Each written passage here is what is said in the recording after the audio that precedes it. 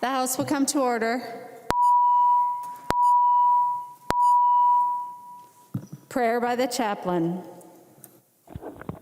Dear Heavenly Father, we gather in this place at this time to celebrate your will and your presence. These have been trying times, and many are enduring to the best of ability to make life manageable, to make ends meet, to make health care attainable, to make education didactic, to make employment accessible, to make social justice just, to make homes for the homeless, to bring hope to the hopeless, to make wealth personal, and to make faith believable. God, it is a time to bless this house with the wisdom and the power to make all the above achievable and beneficial for every Minnesotan whom you have ordained to live in this state. Bless our decision makers with courage. Bless our policy makers with wisdom. Bless our lawmakers with conviction and compassion. We pray for our neighbors across the land who need your help in enduring the weather challenges which has impacted them adversely. Thank you, God, for making this day possible to do the right work at this right time, for it is always the right time to do right things. Because of you, thank you, and may you bless our state of Minnesota. In your name we pray. Amen. The chaplain for today is Bishop Richard D. Howell, Jr. from Shiloh Temple International Studies, Minneapolis, Minnesota. Pledge of Allegiance. Please remain standing and recite the Pledge of Allegiance to the flag of the United States of America. I pledge allegiance to the flag of the United States of America and to the republic for which it stands, one nation, under God, indivisible, with liberty and justice for all. Members, when the chief clerk calls the roll today to establish a quorum, please state your name, your location, and that you are present. Members using the remote voting application should also press the green yes button when your name is called. The clerk will take the roll. Acom. Acom, Minnetonka, present. Acom, Minnetonka, present. Agbaje. Agbaje, Minneapolis, present. Agbaje, Minneapolis, present. Ackland. Ackland, St. Paul, present. Ackland, St. Paul, present. Albright. Albright, Prior Lake, present. Albright, Prior Lake, present. Anderson. Anderson, Barsness Township, present. Anderson, Barsness Township, present. Backer. Backer, Browns Valley, present. Backer, Browns Valley, present. Bonner.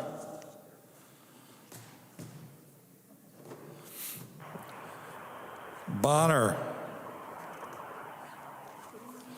Barr. Barr, East Bethel, present. Barr, East Bethel, present. Baker. Baker, Wilmer, present. Baker, Wilmer, present. Becker, Finn. Becker Finn, St. Paul, present. Becker, Finn, St. Paul, present. Bennett. Bennett, Albert Lee, present. Bennett, Albert Lee, present. Berg. Present. Berg. Berg, St. Paul, present. Berg, St. Paul, present. Bernardi. Bernardi, New Brighton, present. Bernardi, New Brighton, present. Bierman. Bierman, St. Paul, present. Bierman, St. Paul, present. Bliss. Bliss, St. Paul, present. Bliss, St. Paul, present. Bow. Oh, Chanhassen, present. Bow, Chanhassen, present. Bolden. Bolden, St. Paul, present. Bolden, St. Paul, present. Burkle. Burkle, Skagen Township, present. Burkle, Skagen Township, present. Carlson. Carlson, Bloomington, present. Carlson, Bloomington, present. Christensen. Christensen, Stillwater, present. Christensen, Stillwater, present. Daniels. Daniels, Faribault, present. Daniels, Faribault, present. Doubt. Doubt. Davids.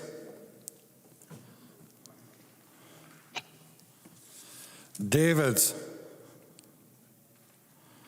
Davney. Davney, St. Paul, present. Davney, St. Paul, present. Damuth. Damuth, St. Paul, present. Damuth, St. Paul, present. Detmer. Detmer, St. Paul, present. Detmer, St. Paul, present. Never works. Drazkowski. Dreskowski, St. Paul, present. Drazkowski, St. Paul, present. Eklund. Eklund, St. Paul, present. Eklund, St. Paul, present. Edelson. Edelson Edina, present. Edelson, Edina, present. Elkins. Elkins, St. Paul, present. Elkins, St. Paul, present. Erickson. Erickson, St. Paul, present. Erickson, St. Paul, present. Feist. Feist, St. Paul, present. Feist, St. Paul, present. Fisher. Fisher, St. Paul, present. Fisher, St. Paul, present. Frankie.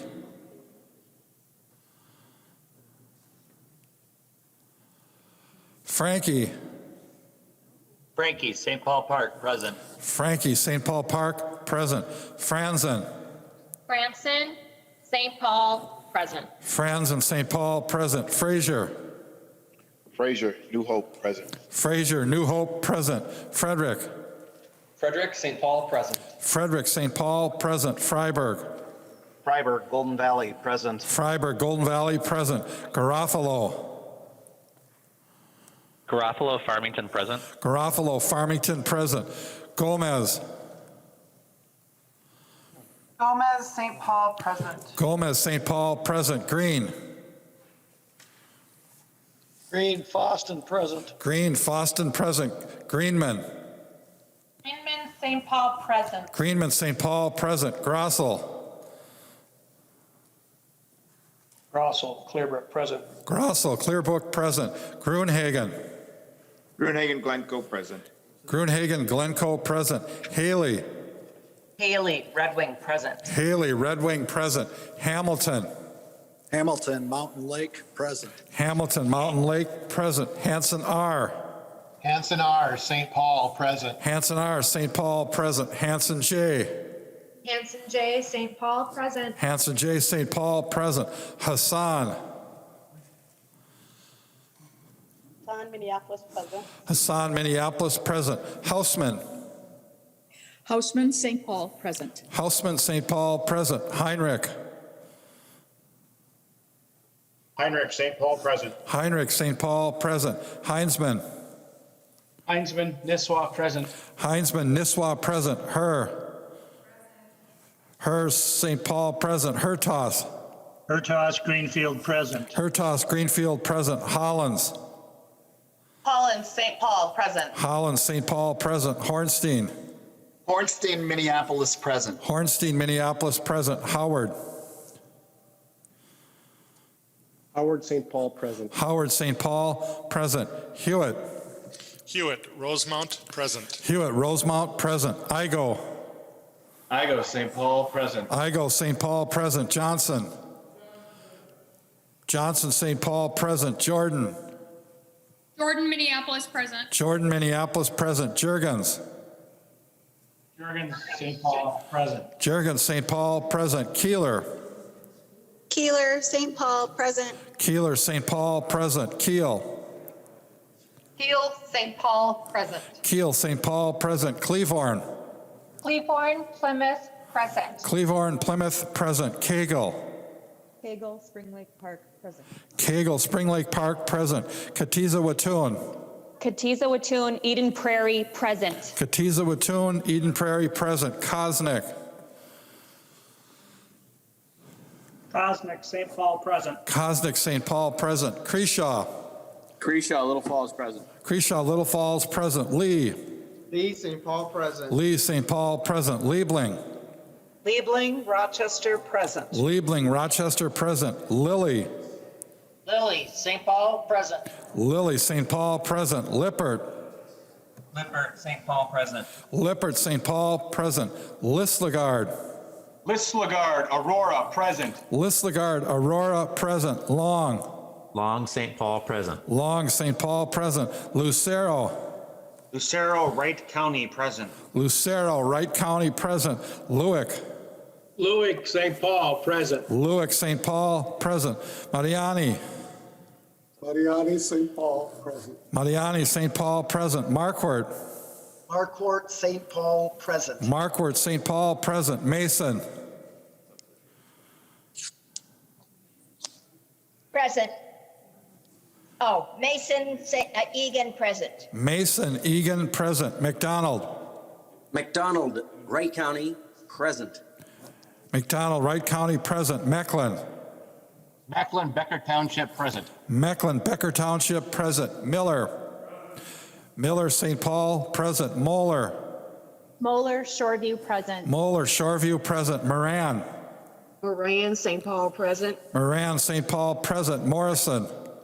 Morrison, Deep Haven, present. Morrison, Deep Haven, present. Mortensen. Mortensen, St. Paul, present. Mortensen, St. Paul, present. Mueller. Mueller, St. Paul, present. Munson. Munson, St. Paul, present. Munson, St. Paul, present. Murphy.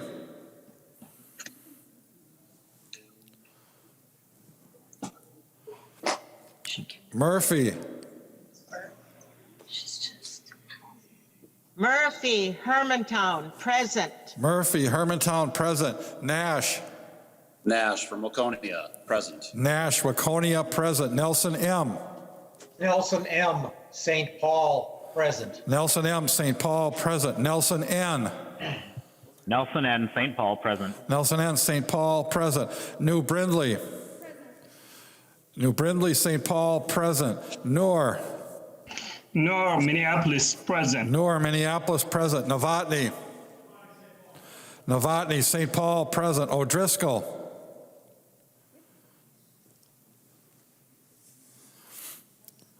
O'Driscoll.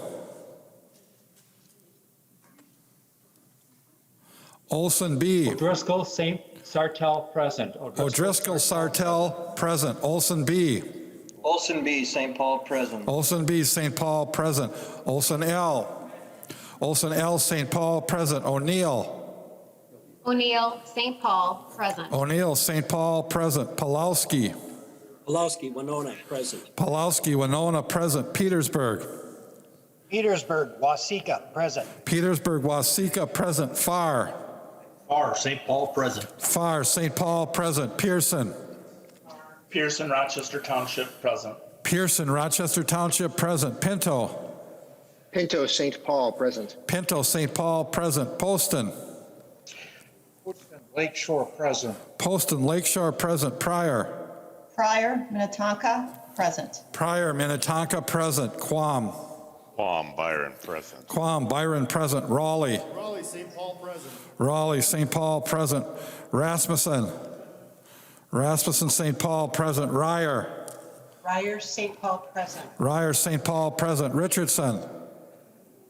Mendota Heights, present. Richardson, Mendota Heights, present. Robbins.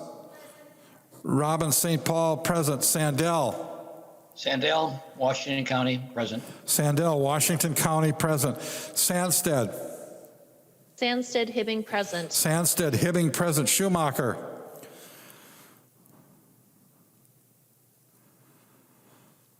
Schumacher. Schultz. Schultz, Duluth, present. Schultz, Duluth, present. Scott. Scott, Andover, present. Scott, Andover, present. Stevenson. Stevenson, St. Paul, present. Stevenson, St. Paul, present. Sundin.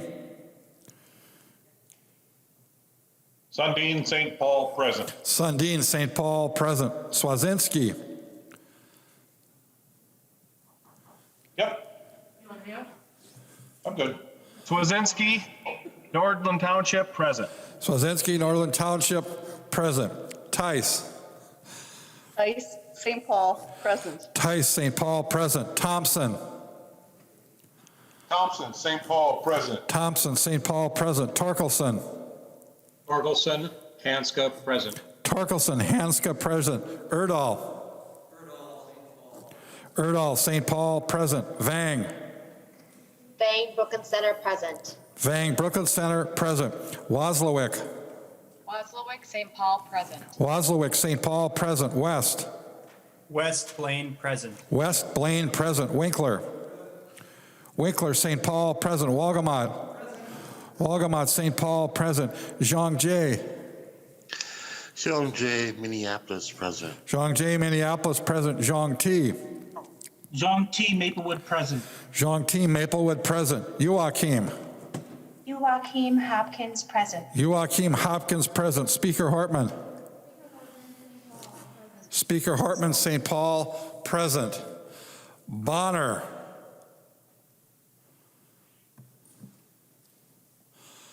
Bonner. Doubt. Doubt, St. Paul, present. Davids. Davids, Fillmore County, present. Davids, Fillmore County, present.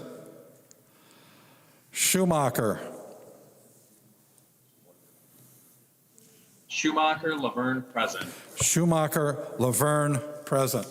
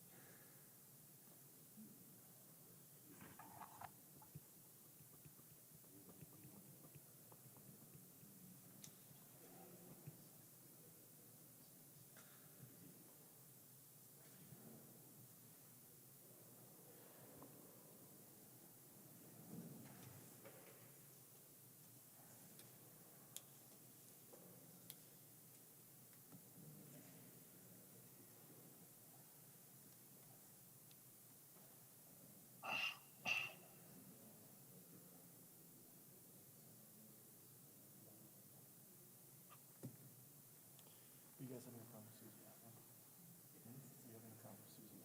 Not really, no. She's not on the board, but she's texting me. She might not have done it, but we're just gonna leave her in remote and see what happens in the first roll call. I just got a text from her.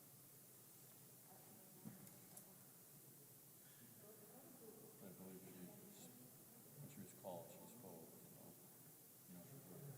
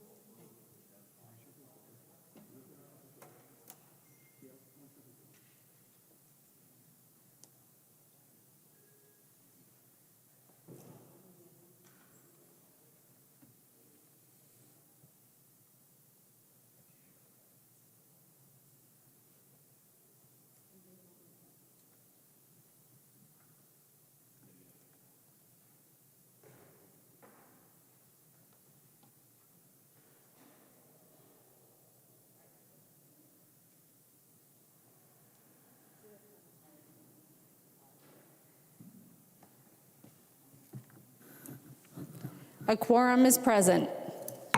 The clerk will read the journal of the preceding day. Journal of the House, 92nd session, 2021, 14th day, St. Paul, Minnesota, Monday, February 15th, 2021. If there is no objection, further reading of the journal will be dispensed with, and the journal will be approved as corrected by the chief clerk. Hearing no objection, the journal is approved as corrected by the chief clerk.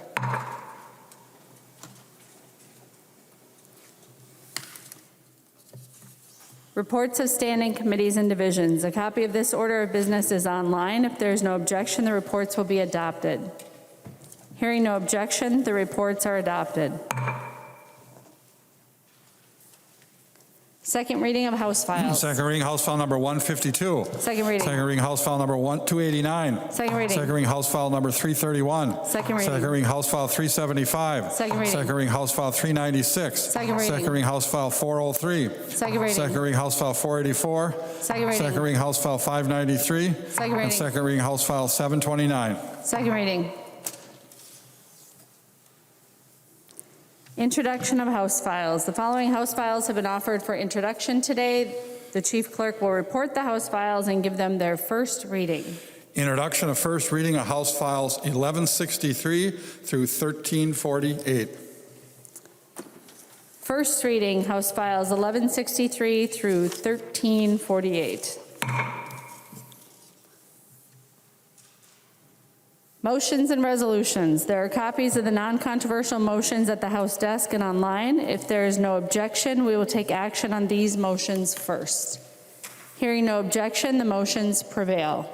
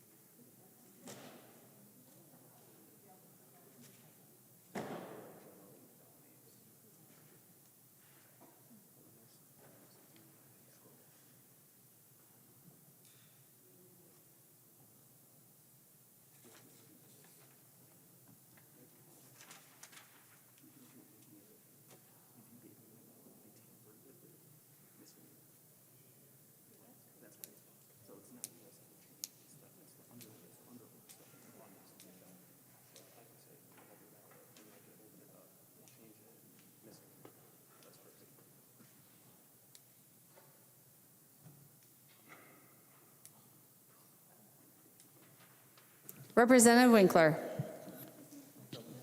Madam Speaker, I believe the chief clerk has a motion.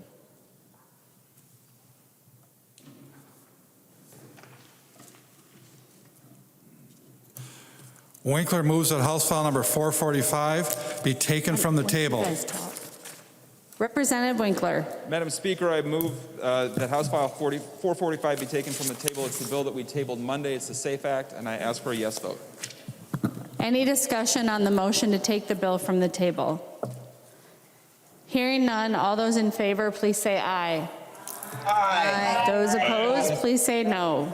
No. The motion prevails. House File 445 is before us. Clerk will report the bill. Clerk will report the bill. House File number 445, an act relating to public safety. I recognize the member from Ramsey, the author, Representative Mariani, to describe the bill.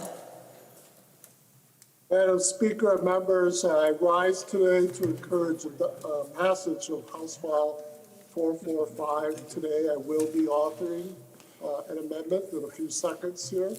I spoke on this bill extensively when we first brought it up on the floor a couple days ago, and so I won't repeat my full comments there. I want to describe very, very quickly House File 445 comes to us via the executive branch. It seeks to meet the safety of all Minnesotans by creating a state contingency special revenue fund to provide funds to local public safety agencies for managing large-scale public disturbances while advancing the ability of our constitutional rights of public protest be protected. The bill touches on very big, important issues for our society that some would say, quite frankly, could be thought of in terms of a crisis of public safety, a crisis of the manner of our law enforcement work and approach, a crisis of our human rights issues. This bill does not answer all of those issues. It only approaches them, but it does recognize it.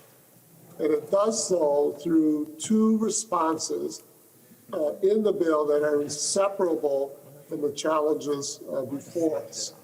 One is the need for a strong public safety response to be part of protecting personal and property, to make sure that person and property are safe. And, an inseparable issue, the need to have that public safety response protect our First Amendment right to public assembly as citizens' voice changes to public safety systems that have produced the killing in our state of George Floyd and of many other Black lives over time. I will offer a major change in my author's amendment in a second here that narrows down the bill as it emerged from the Public Safety Committee, Public Safety Criminal Justice Reform Committee, and the Ways and Means. And the amendment will narrow down the already, in my opinion, reasonable accountability provisions the bill contains in order to secure support for responsible action here today. That is the nature of legislative compromise, members. And so with that, Madam Speaker, I will move the amendment, the A30 Amendment. There's an amendment at the desk. The clerk will report the amendment. Mariani is moving to amend House File Number 445. The second engrossment as follows. The amendment is coded A30. Representative Mariani, to-year amendment. Madam Speaker and members, this amendment has five major areas in it, or features. One is that it allows the after-action review within the bill to withhold information that may compromise public finances. This came as a recommendation from our League of Cities. The second is that it states that the report prepared is inadmissible as evidence at a trial, hearing, or civil court process. And the why for that, members, is that what we're wanting with this report is to make it possible to learn and develop best practices to adapt our work. To do that, we need to encourage honest assessments of public safety work. That report will be submitted to the council that this legislature created late last year at the Post Board, the Peace Officers Standards and Training Board, for their consideration in terms of learning from the experience of mutual aid supported public safety responses for possible constant reflection on updating, modernizing our standards for licensing for peace officers in our state. So it's really seeking to have an honest evaluation of events on the ground so that we can continue to make better our approaches to public safety. Third, it adds a post-board compliance review after each major public safety event that qualifies for Safe Act fund reimbursement. Members, this is actually standard language. You will find compliance review language throughout the statutes that govern the operations of the post board. It makes sense that you would have your state agency constantly looking to make sure that policies that it promulgates and encourages adoption are in fact being adhered to. Fourth, it rewrites the model policy section in the bill to incorporate discussions that we've had with law enforcement and to highlight the need for diverse voices in developing that policy. And then the final piece, most critically, members, it removes the direct officer accountability provision that emerged from the Public Safety Criminal Justice Reform Committee and the Ways and Means Committee. Personally, I think that's unfortunate. However, in order to secure the support that we need to secure in order to meet the needs that are very important throughout this bill, it's important that we take this action today. That is the nature of legislative compromise. I will certainly continue my efforts with that and other reform efforts in other venues. And so with that, Madam Speaker, I stand for any questions. Any discussion to the Mariani Amendment? Representative Johnson. Speaker Hortman, members, Representative Mariani, I want to thank you for trying to make a bad bill a little bit better. But there's a problem with this amendment. On this amendment, it does not let the after-action report be used in a civil court case where it can exonerate somebody that was just following orders. And for that reason, I request a no vote. Any further discussion to the Mariani A30 Amendment? Hearing none, all those in favor, please say aye. Aye. Those opposed, please say no. Aye. No. The motion prevails. The amendment is adopted. There's an amendment at the desk. The clerk will report the amendment. Drazkowski moves to amend House File Number 445, the second engrossment as amended. The amendment is coded A32. The member from Wabasha, Representative Drazkowski, two-year amendment. Thank you, Madam Speaker.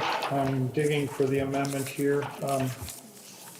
Madam Speaker and members, the A32 Amendment simply states that it shall be the policy of the state of Minnesota to support peace officers and recognize their crucial role in protecting our citizens, the rule of law, and the Minnesota and United States constitutions. Madam Speaker, members, one of the downfalls of where we're at is that we haven't been able as a state to solidly and completely and universally communicate and represent our support for the peace officers who hold up the rule of law that is created in this body that we bring forward and that we expect to uphold the rule of law. We need to provide the support for them. The public sentiment needs to be strong, and this is a very good step, I think, in the right direction to represent that this body, the Minnesota House of Representatives, supports our people in blue, the people who protect us from bad things in all of our communities and enforce the rule of law that we put forward each and every year here in the Minnesota House of Representatives. I encourage your support and would ask for a roll call on this amendment. Representative Drazkowski requests a roll call. Are there 15 hands? There's one hand in the chamber. Members, you have 60 seconds to email hands@house.mn. I finally have a 1-minute timer, so we'll be able to more easily see when the 60 seconds are up.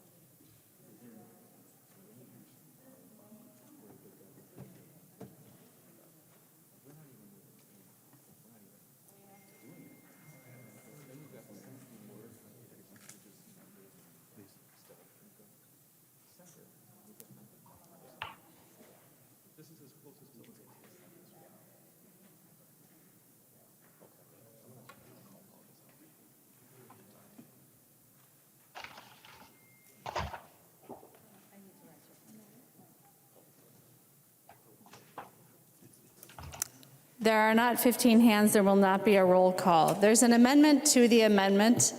The clerk will report the amendment. Hewitt moves to amend the Drazkowski Amendment to House File Number 445, the second engrossment as amended. The amendment to the amendment is coded A33. The member from Dakota, Representative Hewitt.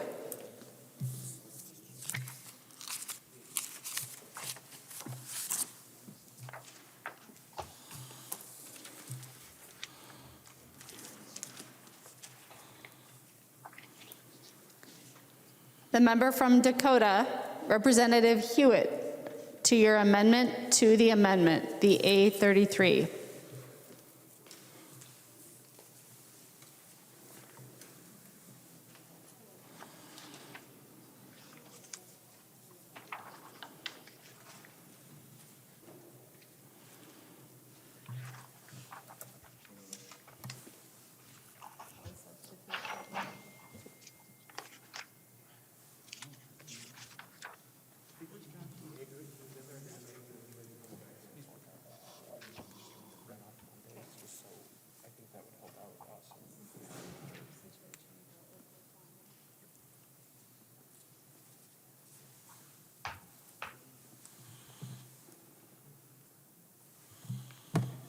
Madam Speaker, can you hear me? Yes, Representative Hewitt, please proceed. I'm sorry. Madam Speaker, that is my amendment. This amends Representative Drazkowski's amendment to also include frontline workers in healthcare, such as nurses, doctors, EMTs, paramedics, firefighters, others such as Red Cross. We should recognize all of our frontline workers. Thank you, Madam Speaker. Any discussion to the Hewitt amendment to the amendment? Hearing none, all those in favor, please say aye. Aye. Those opposed, please say no. Aye. The motion prevails. The amendment to the amendment is adopted. Any further discussion on the Drazkowski amendment as amended by the Hewitt amendment? Seeing none, all those in favor, please say aye. Aye. Those opposed, please say no. The motion prevails. The amendment is adopted. There's an amendment at the desk. The clerk will report the amendment. Miller moves to amend House File Number 445, the second engrossment as amended. The amendment is coded A21-0020. The member from Candy, Ojai, Representative Miller. Well, thank you, Madam Speaker. And I can see by the way we're moving forward with this bill today that the words that were uttered by my good friend on the other side of the aisle were not well taken. And we're going to plow forward with something that is very serious at this time in our state's history, really probably our nation's history.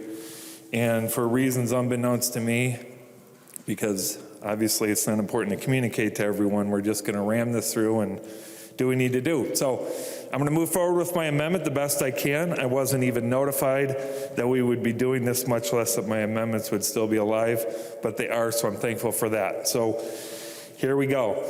So when I talk to people and try to explain the legislative process back home, it's really, a lot of times I ask a question and it can best be answered by explaining the process more often than not. The information usually isn't confusing, just how things happen here tend to be confusing for your average citizen, which is ironic to me. I tell them, I say, you will hear a lot of talking points, a lot of issues about the bill, but it's important to understand the things that aren't discussed as well. And that can be the tricky part. So that's what my amendment does here.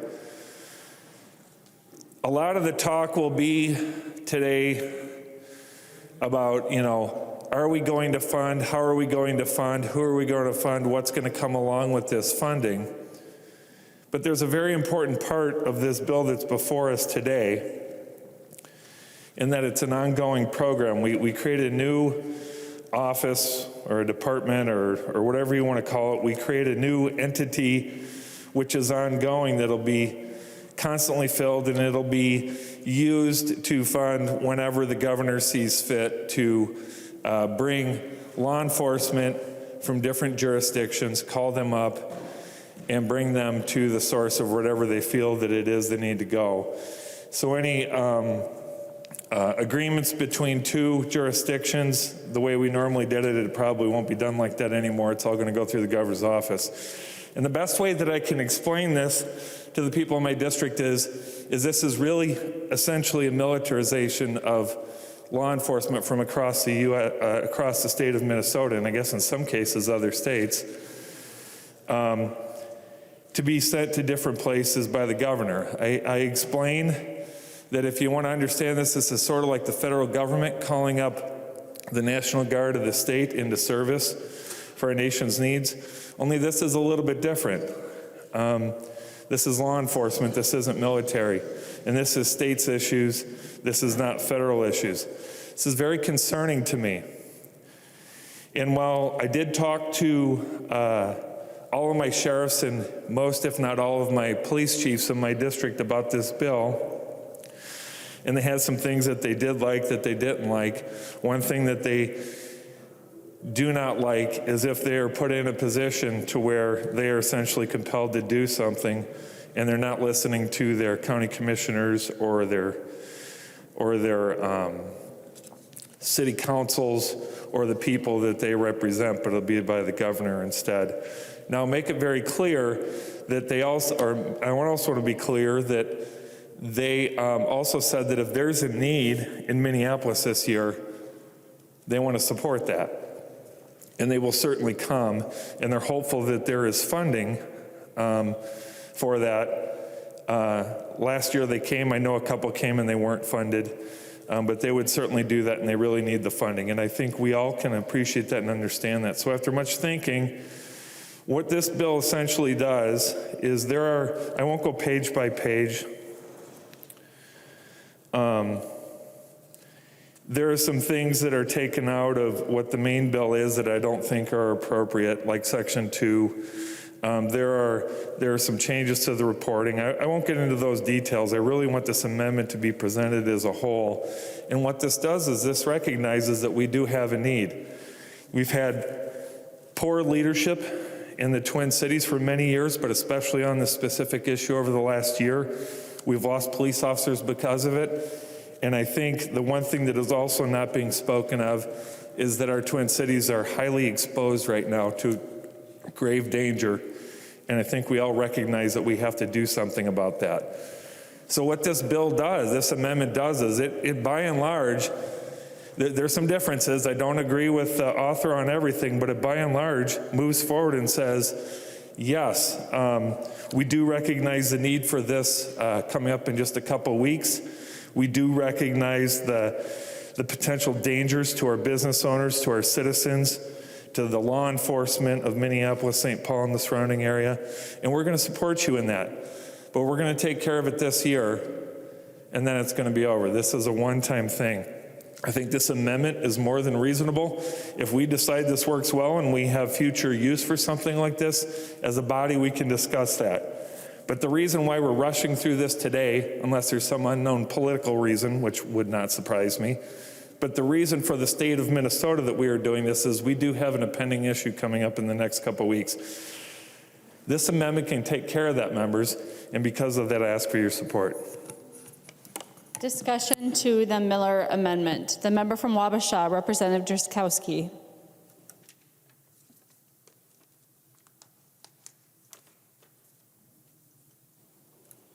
Thank you, Madam Speaker. Madam Speaker, I actually had my hand up for the last amendment, but maybe put one in the bank for me, Madam Speaker. Thank you. Sorry about that, Representative Drazkowski. Any further discussion to the Miller Amendment? Representative Mariani. Thank you, Madam Speaker, and to my good friend, Representative Miller. Let me just say that, quite frankly, I'm a little tempted, but that really reflects in many ways the thinking that I had to struggle with in regards to this issue.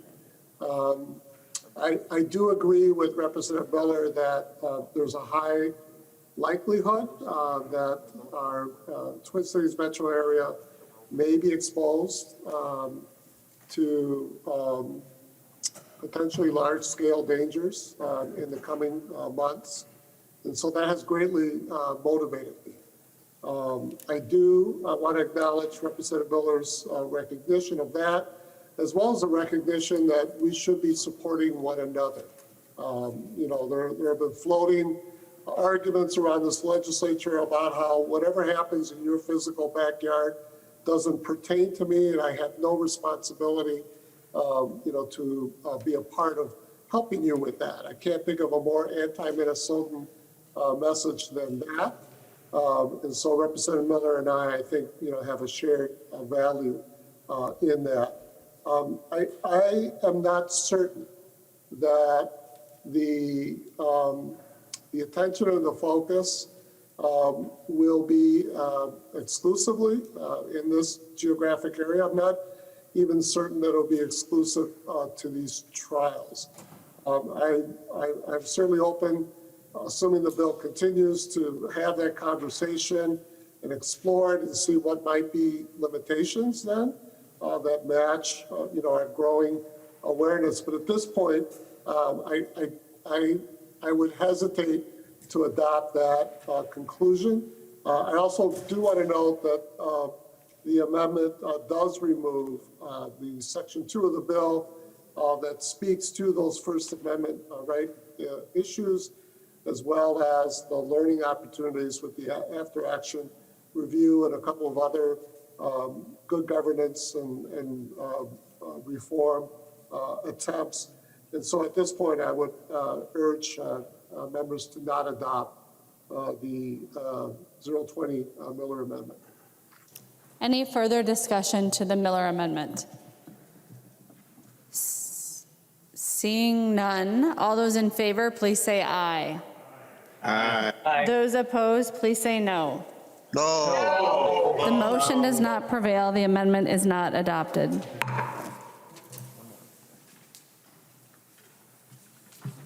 There is an amendment at the desk. The clerk will report the amendment. Miller moves to amend House File Number 445, the second engrossment as amended.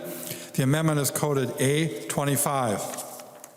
The member from Candido High, Representative Miller, to-year amendment. Thank you, Madam Speaker. And members, so much of what I said in the last amendment applies here. I won't repeat that. But when we had in Ways and Means, we had this bill brought forward. I asked the question of the Department of Public Safety Commissioner what the current strength was in Minneapolis. Now, for people that don't understand, there are charter cities in our state, and in those charter cities and their charters, some, I don't know if all, I couldn't find that out, but some, in Minneapolis is the case, they actually have a description of what the force size of the police should be. So we can actually figure out based on population what that number is. And I don't know the exact number. I know it's about 840, I believe, somewhere in that range. I know it's over 800. And I asked the commissioner what the current strength was in the Minneapolis police force and what the change has been over the last year. And I asked what the change has been over the last year because I've heard some rumors, some conjecture, some firsthand knowledge, but I haven't seen official reports on if that had changed and what the change is. And his response was to me, he didn't know the current force, but he had read in a newspaper somewhere that over the last year it had dropped by 200, around 200. So let's presume that it was at full force, which I don't think it was before this, but let's presume that, and let's presume that the number that he stated was accurate. It's about a quarter of the force that's been lost over the last year, and that also means that it's at, under the best of circumstances, 75%. Now, the numbers that I've heard are a lot lower than that. I'm not going to speak to that. But the reason for this amendment is as I said in my last amendment, Minneapolis, St. Paul, and the area is exposed. And I think we're all worried about that and concerned about that. But I also know that one of the problems we have in the legislature here in Minnesota in the years that I've been here is we can't seem to remember the mistakes we've made in the past or the issues necessarily that drive to where we're at now. We just say, well, here's how we're going to fix it. And usually it's money is the way that we fix it. And there's a lot of areas where I think that's foolish. In this case, I do think that money is going to be the answer. But I also know that we have to find a way to hold those people responsible and accountable for the mistakes and the problems that they've created, and not necessarily as punishment, but to have them grow and have them improve and have them do things better. And so I thought of a couple examples that I don't have in front of my notes right now, so I'll just do this off of the top of my head. But I thought of a few examples. You know, in life, why do we give children an allowance? We give them an allowance so that they can be responsible and learn how to use money. And a lot of times we base that allowance on work that they need to do. And if they don't do the work, they don't get the allowance. In a business, there might be bonuses involved based on the performance, or you may not get a raise based off of a performance. I know out by me, in the troubling times for some farmers that we've had in recent years, they were worried this spring about planting. And they had to go to the banks, and the banks were saying you can't have a loan unless you do things under the following conditions. And it was A, B, C, D, E, and F. And some of them could be very difficult. But it was a way to get things corrected and back in order. So as we move forward and we fund these different, we backfill, we fill, we fund, all these different things, I think that it's important for us to hold accountable the bad decisions that have been in the Twin City leadership, certainly over the last year, that's caused the problem that they have in the police force. And so, members, I think this is a very reasonable amendment. I know that when you're in the minority and you present an amendment, it's automatically dismissed.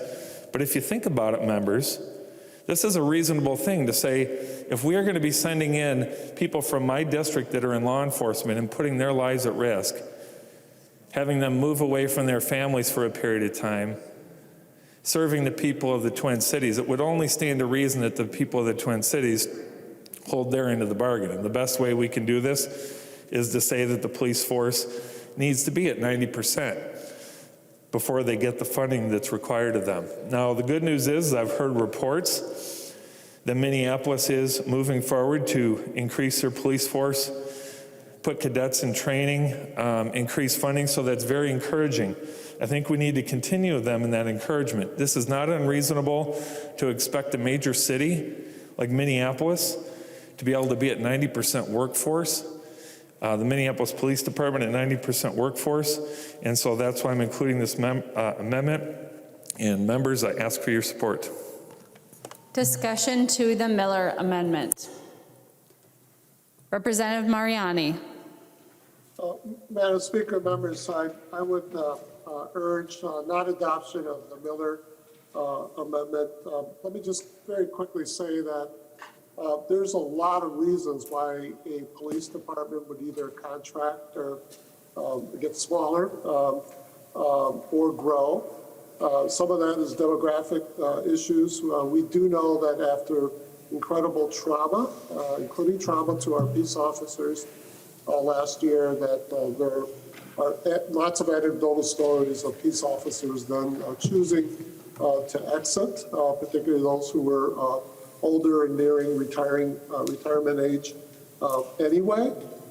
As Representative Miller has shared, that particular police department has taken, and that city has taken some strong steps to be able to replenish its force with some fresh folks. And so I wouldn't jump to a conclusion in terms of what is happening there, and I wouldn't condition really what the priority is behind this bill, which is to be able to assess the capacity of a local resources, the jurisdictions of local resources to meet public safety, especially for very distinct activities that hopefully never arise again, but could, that are large scale. This is about keeping Minnesotans safe, and that's where we need to start first and foremost. I understand the argument that Representative Miller is putting forward. At best, I would say that the evidence does not support any suggestion that there is a negative desire on the part of the local jurisdiction not to take care of its own public safety. At the very most, I would say that what should be guiding this bill is to make sure that we've got the resources on hand to be able to maximize our ability to help keep Minnesota safe. And so with that, members, I would urge non-adoption of the 825 amendment. Any further discussion to the Miller Amendment? Seeing none, all those in favor of the Miller Amendment, please say aye. Aye. Those opposed, please say no. No! The motion does not prevail. The amendment is not adopted. There's an amendment at the desk. The clerk will report the amendment. Drazkowski moves to amend House File Number 445, the second engrossment, as amended. The amendment is coded A31. The member from Wabasha, Representative Drazkowski. Thank you, Madam Speaker. Madam Speaker, members, the discussion seems to be centered around what happened in Minneapolis last summer, end of May and early June. And as I recall that, we had action there from two organizations, Antifa and Black Lives Matter. Antifa has been around Minnesota, to my knowledge, for the last almost 2 years now. An anarchist group that has committed terrorism in this state and other places in this country many, many times. What this amendment would do is recognize in statute Antifa as a terrorist organization. I encourage your support, Madam Speaker and members. This would demonstrate that we as a legislature are looking at the realities of what are happening in our state and helping to lead in a direction that leads to enforcement of our laws, support of the rule of law, support of our laws and our constitutions. I'd encourage your support of the amendment. Thank you, Madam Speaker. Madam Speaker. Representative New Brindley, for what purpose do you rise? Thank you, Madam Speaker. I'm concerned that given the strike zone that has been set, that this, I'm sorry, Madam Speaker, I'd like to rise to a point of order. State your point of order. Thank you, Madam Speaker.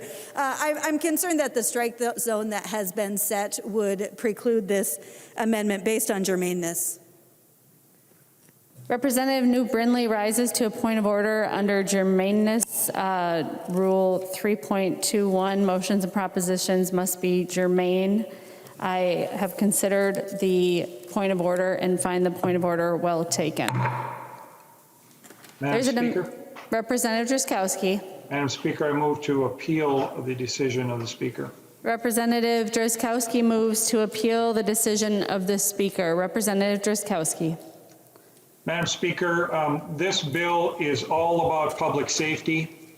It's all about as far as I can tell, and I look forward to the discussion on third reading, it appears to be all about what reactions might be to a trial that happened or that is connected with events that happened in the city of Minneapolis last summer. That, Madam Speaker, is about our public safety, is about bad actors in various areas throughout our state, throughout the city of Minneapolis, throughout different cultures, throughout different groups. This, Madam Speaker, is an effort to identify an area of public safety that needs to be addressed that is perfectly germane, Madam Speaker. Antifa was in Minneapolis leading the riots last summer. That, Madam Speaker, is germane. And I don't know anything can be more germane, Madam Speaker. I'd encourage support members for my motion to appeal the decision of the Speaker. Thank you, Madam Speaker. The question before the body is, shall the decision of the Speaker stand as the judgment of the House? A yes or a green vote supports the ruling of the Speaker. A no or a red vote goes against the ruling of the Speaker.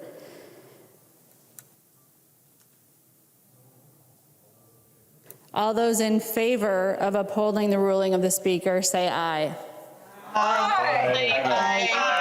Those opposed, say no. No! The motion prevails. It is the judgment of the House that the decision of the Speaker shall stand. There's an amendment at the desk. The clerk will report the amendment. Johnson moves to amend House File Number 445, the second engrossment as amended. The amendment is coded DE1. The member who I believe is from Chisago, Representative Johnson. Speaker Hortman, members, the DE1 amendment changes the bill a little bit. First of all, it, or I should say most importantly, it removes the stuff that was not in the governor's proposal, the original bill that the governor sent over for us to do. It removes that, gets it more like what it should be. It removes the eligibility for reimbursement from the state agencies. As we did towards the last session, we ended up doing a supplemental budget that reimbursed the State Patrol, the DNR, and the Highway Department for the funds used during those unfortunate riots. It requires the department to wait until all jurisdictions have had an opportunity to apply for the grants of that funds, and if it exceeds the amount in that fund, everything is prorated, so everybody gets the same amount that in a prorated fashion. It requires the Department of Public Safety to add a description of the safety event, the public safety event, so we know what it is, so we could have more than one. They can happen anywhere, as we saw about 2 weeks or less than 2 weeks ago in the city of Buffalo. They can happen anywhere, not just Minneapolis, St. Paul, but anywhere in the state. And so what does it do? Removes the state's eligibility for reimbursement. The Commissioner of Public Safety, Commissioner Harrington right now, he could backfill the State Patrol with his funds and take $11 million just to put into that fund. In addition, the state agencies, or actually the agencies, should come to the State Patrol for that, because this is to help our local law enforcement agencies in our small towns and in our county sheriff's offices that are graciously sending their officers that are paid for with their property tax dollars to help the city of Minneapolis or wherever the event is. We have some of them actually up in northern Minnesota right now, up in Aiken County and across that area, dealing with the Line 3 issue. I originally, in the original amendment that I did in Ways and Means, it had the receiving jurisdictions waiting until everybody else was paid first. But law enforcement community had issues with that, and we removed that section so everybody gets paid at the same time.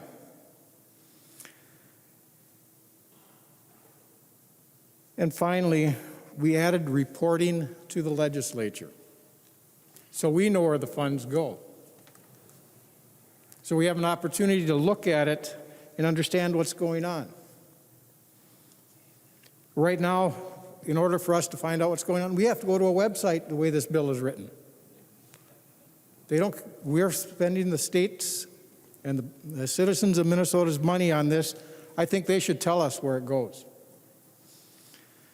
Like I say, this bill originally had some problems, minor problems that are easy to fix, and I understand why we need to do this, because these local agencies, their funding doesn't come from the state of Minnesota. It comes from the local property tax dollars that people pay. And generally, when law enforcement needs help, law enforcement goes to help, no questions asked. And only because of 12.33, when an emergency is called, is ever there any time that funding has even come up. So I would ask that the author would take this as a friendly delete all amendment, to get the bill in the shape that actually can pass not only the House, but also get through the Senate. If there might be a couple minor tweaks to it in a conference committee, possibly. Yes, but this is a bill that can pass. We can pass it right away. We have that trial coming up in less than 2.5 weeks. So I do ask for your support for this amendment. The member from Wright, Representative O'Neill. Thank you, Madam Speaker and members. I rise to support the Johnson Amendment, and there's a couple reasons why. Very simply, when we heard this bill in committee, it was very clear from Commissioner Harrington and Colonel Langer that they did not intend to use this money, so the state did not intend to use this money to backfill for DNR or State Patrol use. And yet, in the bill, in Mariani's bill, and Representative Mariani's bill, it's still there. And so they still could. So his amendment, the Johnson Amendment, actually removes the ability for the state to use this money to backfill their budgets. Now, they have no need to do it, and I don't know why that would be controversial. It certainly should not be, because they've already testified to the fact that they would not be using this money. So that's number one. It also makes it absolutely crystal clear which expenses are allowed to be reimbursed by local law enforcement. Unfortunately, the amendment that was added on in committee muddles that up a little bit. It's so broad, it's very hard to understand what actually would not qualify. And I'm afraid that that money would just be used up so quickly because those categories are frankly so broad. It also fairly distributes the money back out again to all law enforcement agencies who come to render aid. So that's incredibly important. Fairness across the board. So it's not first in, gets money, and if the fund runs out, sorry, you don't get money at the end. So this amendment fixes that huge problem. And finally, just as Representative Johnson just said, it requires a report back to the legislature. This is a good governance piece. So for these reasons, that's why I would like to see the Johnson Amendment go on. This is a good governance amendment. It makes sense. It's something that law enforcement clearly supports. Let's get them from neutral to support this bill. This money is for law enforcement. So let's make sure that law enforcement do, in fact, support the bill. They are neutral right now. They're not opposed as they were, because the amendments that were made before made them very opposed to the bill that actually funds them. So I ask and I urge your support for the Johnson Amendment. It's a common sense amendment, and it's a good governance amendment. Thank you, Madam Speaker. The member from Isanti, Representative Johnson. Madam Speaker, I would request a roll call on this. Representative Johnson requests a roll call. Are there 15 hands? I think there's only 14 members in the chamber. So if you would support a roll call, please send an email to hands@house.mn.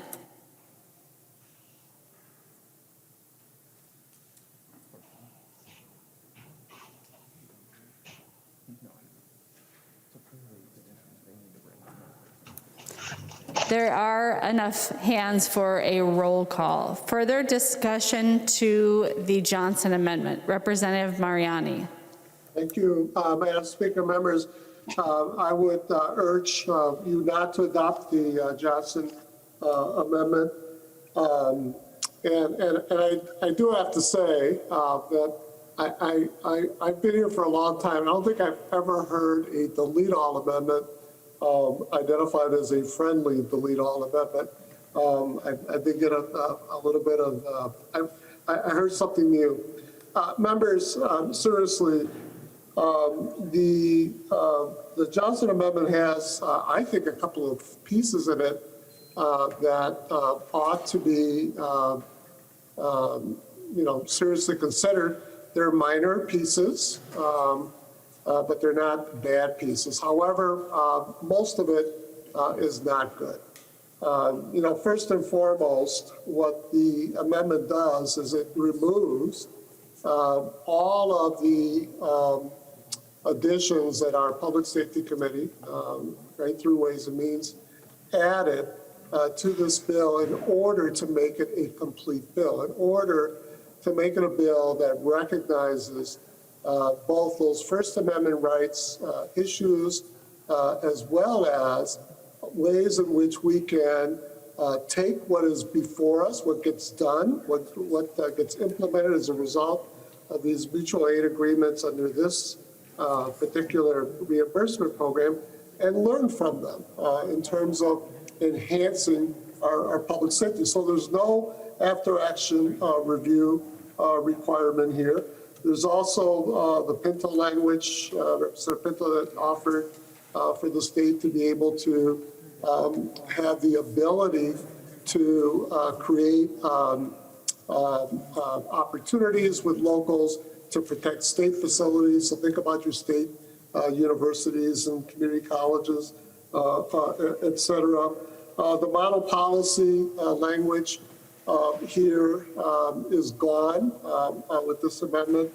Members, Representative O'Neill alluded to kind of softly, I suppose, a bill that law enforcement can't support, but in fact, they have formally written to us and urged us to pass the bill that is currently before us as a result of the amendment that I offered earlier. It's a bill that has those First Amendment model policy provision that has the after-action review provision.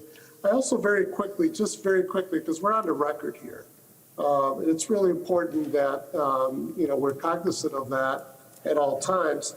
I really want to rebut this argument that the bill is now so muddled that you can spend it on anything you want to spend it on. Members, read the bill, page 2 and page 3. There are actually 15 lines, not 1 or 2 or 3, 15 lines that speak to eligible criteria. Things like overtime costs, logistical needs, including food and lodging, incidental supplies necessary to aid the response, backfill personnel costs incurred by the sending jurisdiction. You're going to send your officers somewhere else. You probably need to fill in, a shift in your own jurisdiction, to cover, public safety needs. Damaged or destroyed equipment, costs associated with the mitigation of public health. Members, we're in the middle of a pandemic.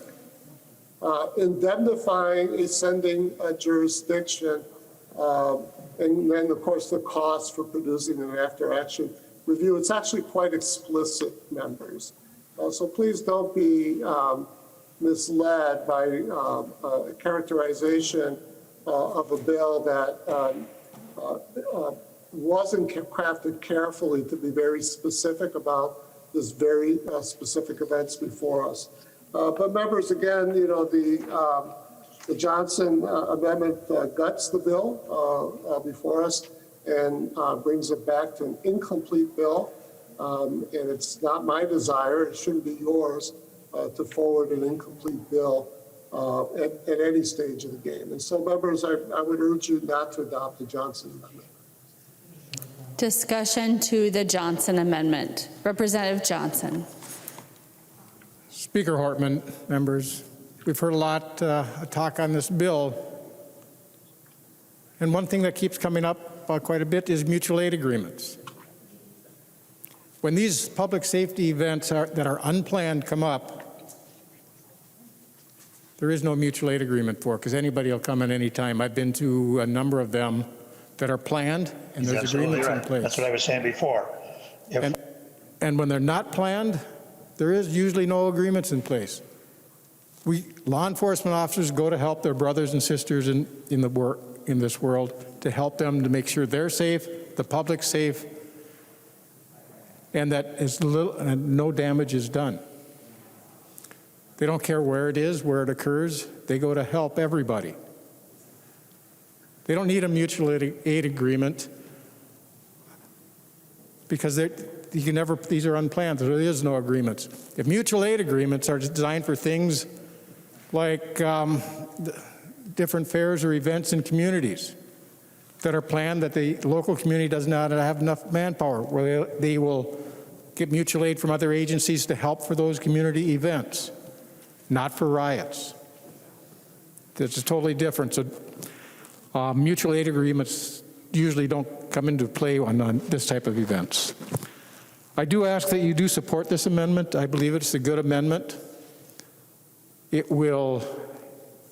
can get this done today and make sure that our law enforcement personnel from all our communities in any type of unplanned public safety event can help each other in other communities and not on the back of the local property taxpayers.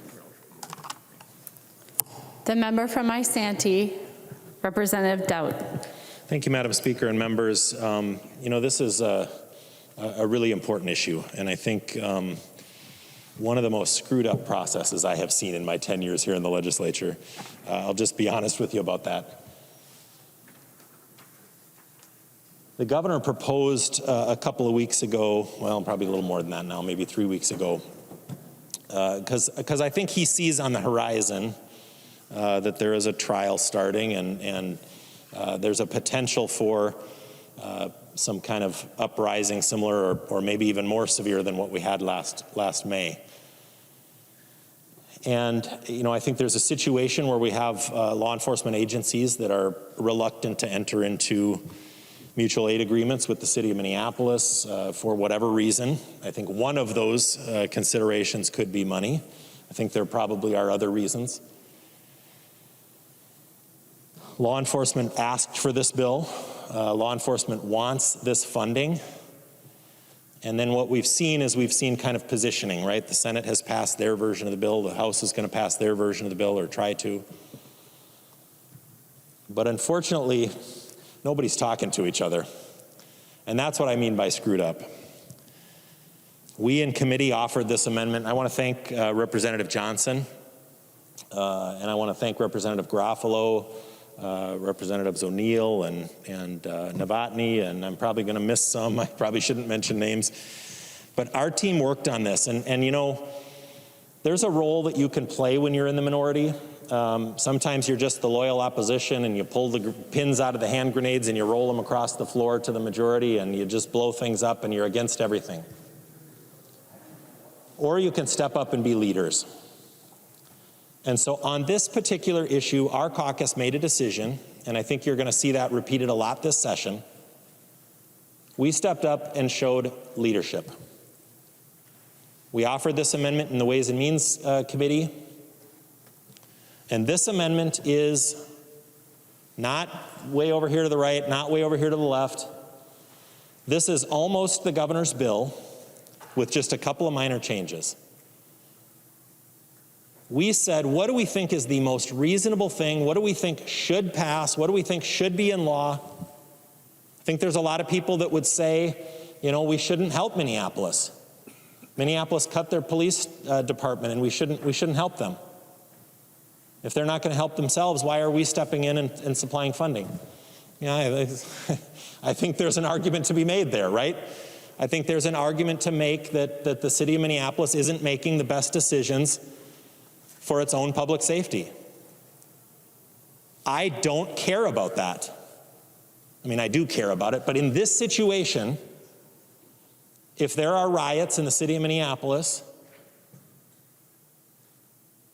if they can't step up and provide the police force necessary and the response necessary to keep their citizens safe, then we have to and we will do it, period. And that's why my caucus supports this. And of all the proposals that are on the table, I challenge you to actually read this and see what it does. This is the most reasonable one.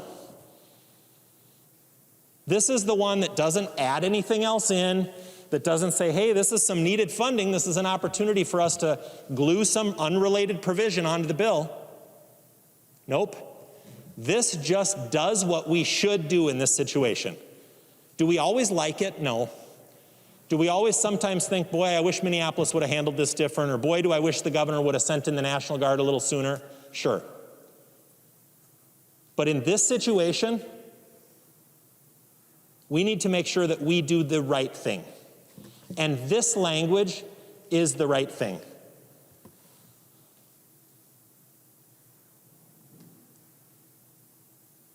Forget who brought it. Forget whose amendment it is. Forget what party it's from. Just read the words. Read the proposal. Because I'll bet you, if we get a bill to the governor's desk, this is what it's going to look like at the end of the day. So why do we do this thing where we start with one proposal over here and one proposal over there? When we're talking about keeping Minnesotans safe and public safety, why are we adding on unrelated provisions? We need some reforms in law enforcement. You know what? Drop a bill to do some reforms in law enforcement, give it a hearing, and if it's the right thing to do, it'll pass and get signed into law. But endanger funding for keeping Minnesotans safe, to provide dollars that'll go to fund that law enforcement, to make sure that they're there and we have the response necessary, that's not the time and it's not the place. It's been one of my biggest frustrations about this place, has been that we tag on unrelated provisions. And instead of just coming out and saying, hey, this is what we need to do together and this is where we need to be, we position ourselves back in the corner of a boxing ring, and believe me, while we're back there, we put our gloves on and we get ready for a fight. Why fight? About what? Providing $35 million so that we can make sure, and it's not a guarantee that it'll get spent, if there isn't an event, there won't be an expenditure. But if there is, we need to make sure we've supplied the resources necessary to keep Minnesotans safe, without question. I said to you that law enforcement asked for this bill. They asked for the concept. They didn't ask for this bill. When the House passed this bill out of committee, the law enforcement community was against it. Think about that. We've got a bill or a concept that the law enforcement community has approached us and said, hey, we really need this to happen. And the House Democrats put a bill through their committee that the law enforcement community didn't support. And in the next committee, the majority party, I shouldn't have said Democrats. Here I am using partisan terms, and this should be the least partisan issue of all. I apologize for that. And I recognize that I did it. But so in the next committee, law enforcement gets to neutral on a bill that they asked for. We're so aspirational in this chamber that the best that we can do is get to neutral, and they're still neutral today. They are still neutral today. Their letter right now, dated today, it's got Hortman's name at the top. She distributed it to you. It's up here if you don't have it. I'm sure it's in your email inbox. In the third paragraph, while we do not support Chair Mariani's First Amendment package to the Safe Account proposal, we are neutral on his latest proposed amendment, which is now in the bill. Neutral. So when it comes to keeping Minnesotans safe and providing funding for law enforcement on a proposal that they asked us for, the best we can do is get them to neutral. So we have stepped up, and we are offering you something that I guarantee, if somebody isn't twisting your arm, would get 120 votes probably out of this chamber.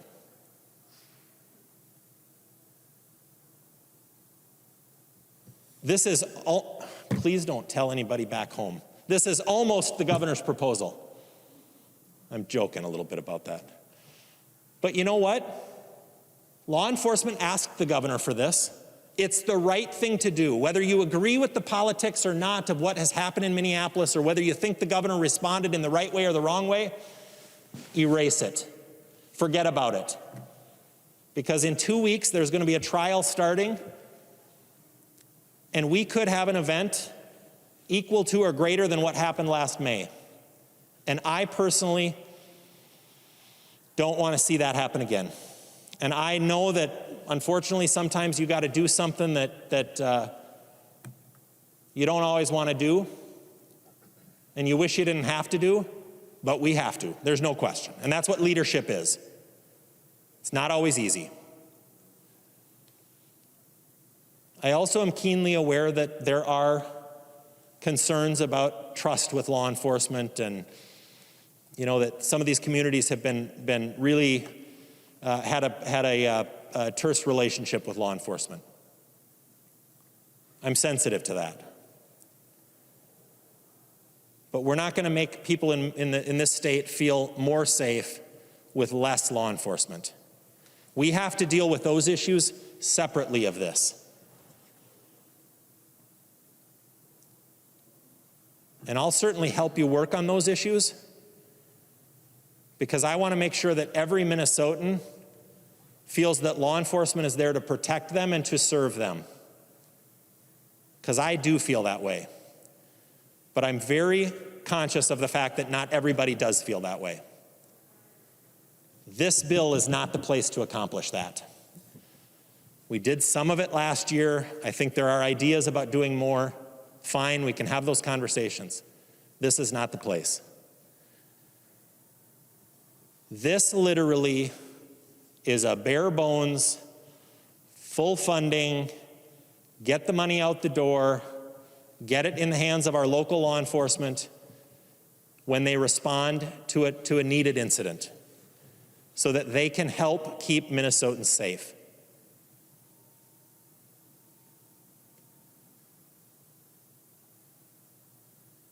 When I talked about the screwed up process, we offered this bill in committee. It didn't get adopted. And I know there's some dynamics going on between different factions of the chamber, and that's somewhat normal. But I have to put mine aside and say, as much as I don't know that people in my cities and my counties should be paying for law enforcement in Minneapolis, I'm also keenly aware that this isn't just for Minneapolis. If there are riots and protests on Line 3, this may be the mechanism that provides the funding for local law enforcement so that they can be equipped to respond. We offered this in committee, rejected. We brought it as a minority report here on the House floor when the committee report was here, rejected. This literally is the most reasonable proposal of all of them out there. And I'm talking about it right now because I want everybody to read it. I'm surprised at the number of people that hadn't read this and didn't know about it. Representative Johnson and others worked really hard on this. This isn't an ideological line up in our corner, put our boxing gloves on. This is a real proposal, end of the day, what needs to go to the governor's desk to get signed. Use it as a starting point. I understand the Senate's going to want to have some language in this as well. That was last week when we did that minority report. Bill came to the House floor with a neutral recommendation from the law enforcement community. And I appreciate Representative Winkler came over to spoke to me while we were here on the House floor. That was the first conversations between the majority and the minority party. That bill ended up getting tabled because we wanted to work on it a little bit more. Today it got brought off the table. No work happened in the interim, not a bit of work, no conversations. I spoke to Speaker Hortman on the phone last night, just asked her what was likely to come. I think we had a very good conversation. I don't think she even knew at that time whether this bill was coming up today. But no meaningful conversations about what are the minority's concerns about what's in the bill, what can we do to move this forward.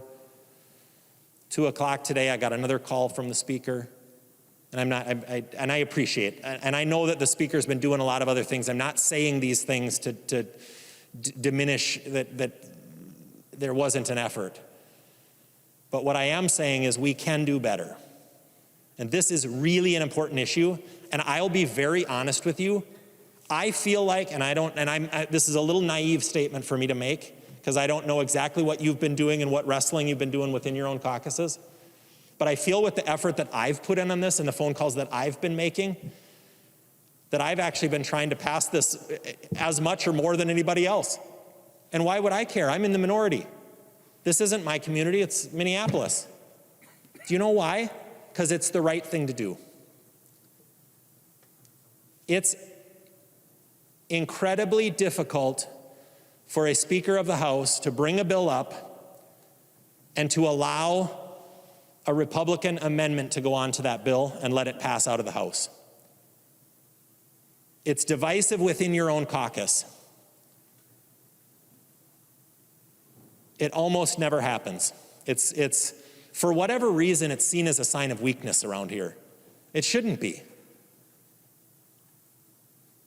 It should be a sign that we're doing what we know we need to do the right thing. I kind of know the answer. It'll likely be a party line vote. But I'm just going to make a personal plea with you. And I'm very, very sincere about the conversation that I'm having right now. In fact, I reached out earlier today to one of the members of the Posse Caucus. I'm not going to name the name, because I wanted to have a conversation, and I feel like I have a little connection with that member. And we're going to meet later today and have a conversation. I want to understand what's going on in these communities and how we can be helpful to actually get something. I want to make sure the help is there the way they need it so that they can feel safe. And I'll be very honest, I don't understand the dynamics. But I will tell you, this is a clean bill. This is literally almost exactly what the governor's proposing. The only difference here, I think, Brian can correct me if I'm wrong, we're not letting state agencies dip into this money. We're reserving it for local law enforcement agencies, so sheriff's departments, police departments from surrounding communities that would come in and do mutual aid. And some of it, I think, can go to the city of Minneapolis if they have severe overtime. I think only a portion. But that's the right thing to do. And the only reason I say that, we made that one correction from the governor's bill because we just feel like we budget directly for our state agencies, the State Patrol, the Department of Public Service or Safety. We budget for those directly. We appropriate that money directly. So we didn't think it needed to be in this bill. We can have that conversation separately. We really wanted to show our law enforcement community that this money was reserved for them in the event that they respond to one of these states of emergency somewhere in the state. I know that law enforcement supports this language over the language that's in this underlying bill. There's no letter here because I think they don't want to take a position on this language. But they are supporting the governor's language. This is the closest version in the legislature to what the governor is proposing. This is real leadership. This is a real solution. This is end of the discussion, middle of the road. This is compromise. This is really the right thing to do. And I know how incredibly, incredibly hard it is in this chamber to do the right thing. And I'm going to say, I'm really disappointed that folks didn't pay more attention to this at every step in the process and that there wasn't more engagement. And I am absolutely convinced that if this were allowed to go on the bill and could get out of here, this would go out with 120 votes.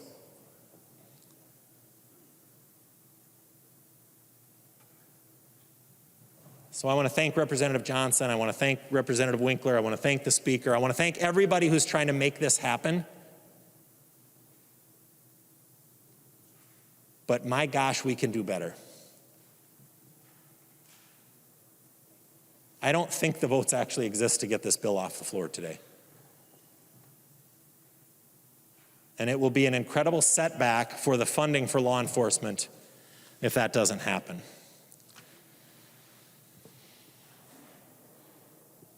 So let's do the right thing and let's put this amendment on the bill and let's send it out. And I know that some members are not going to vote for it. I get that. That's okay. But you have my commitment, and I'm not just putting that in words right now here on the House floor. I put it into action earlier today when I reached out to one of the members of the Posse Caucus, because I trust that person, and I want to understand what the dynamics are in their district and in their community so that I can be helpful. Those are the conversations that need to happen. And unfortunately, I think we fell short in engaging the minority in passing a bill. And I do realize that that wasn't intentional. I know there were other dynamics going on. But I think the process that led to where we are right now is a textbook example of how not to do it. And again, I don't say that to insult anyone. It was not intentional. But let's take a pause. If we're not going to adopt this language, let's take a pause. Let's get leaders around a table and let's talk about what we can actually do to help this community. Because believe it or not, I actually care and want to make sure that what happened in Minneapolis last May does not happen again, either in that community or any other community in this state, or in this country for that matter.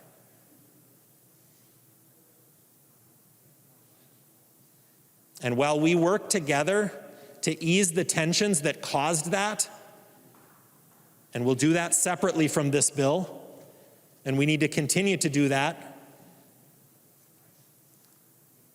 now is the time to act. And if we don't do it now with this amendment, let's hit the pause button, let's have some conversations, and rather than create a larger divide, we can certainly come back Monday with clearer hearts and clearer eyes and a clearer vision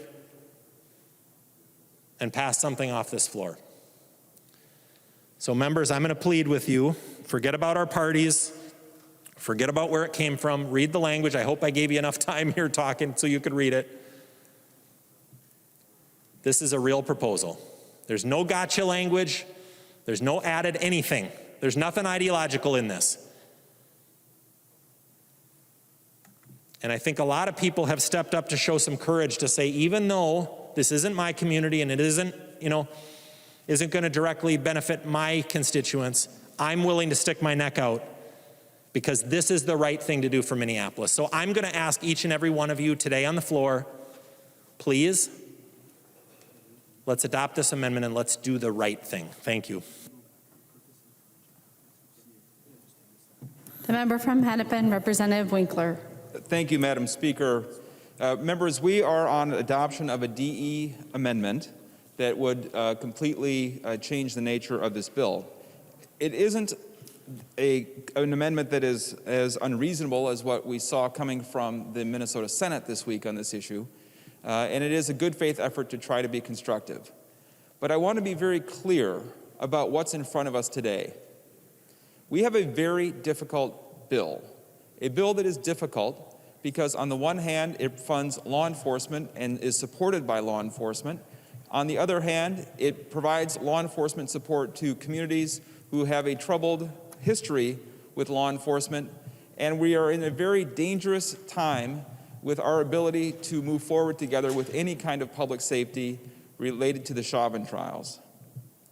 It cannot be lost on us why those trials are taking place. And that's what makes this bill so difficult. To his great credit, Representative Mariani has managed to fashion a compromise that today has the support of law enforcement groups and has the support of many of the legislators whose districts would be most affected by this situation. I want to read the letter from the law enforcement groups, the paragraph that was missing. They say, today, we are specifically urging members of the Minnesota House of Representatives to pass the latest version of the Safe Account Bill as amended, which would include a First Amendment policy requirement and continue discussions with the Minnesota Senate and all stakeholders on a final version. So what is before us today, members, is a bill that will help make sure that the peace is kept in Minneapolis and St. Paul, that First Amendment protections will be honored, and that law enforcement supports. If we put the DE1 amendment on the bill, we no longer have that bill.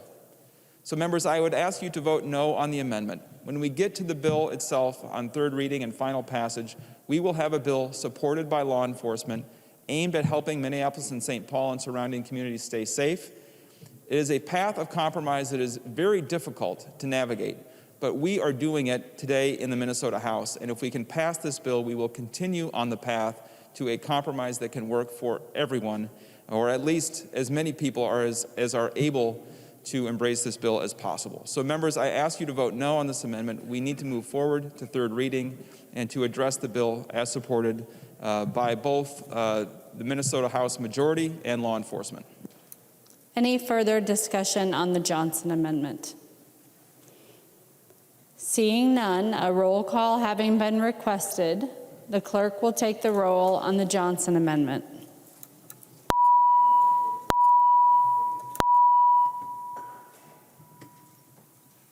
You have the last column. Yeah, Troy, will you take the first two columns? Yes. And then I have 3 and 4, Chris has 5. I'm gonna get some more. We don't really know who needs to be filled in until we start going through. So. We haven't heard anything change. It's been a lot of conversation. I'm asking before we take off. She can't. Okay, right? Like she's a whip. She can't. Well, that's how this works.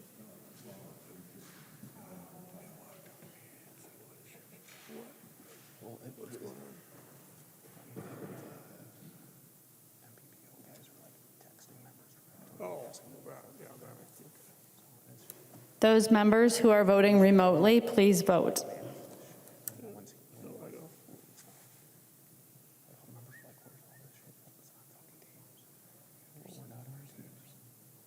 Who's not here today? Everyone. Everyone's here? All 134. But we can't. No. But everybody should be able to vote. So Deb. So far I have no crossovers, just about 6. No one's. There's 6. Will the clerk call the names of those members who have not voted yet? So if they get past them, on the, if they call for Burkle, he doesn't answer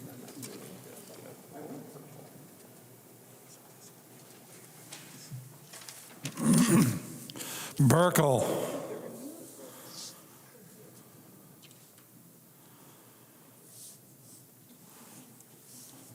Burkle. Davids. Aye. Burkle votes aye. Burkle, aye. Davids. David's aye. Davids, aye. Eklund. Eklund, no. Eklund, no. Gruenhagen. Gruenhagen, aye. Gruenhagen, aye. Hamilton. Hamilton, aye. Hamilton, aye. Hausman. Houseman, no. Hausman, no. Jordan.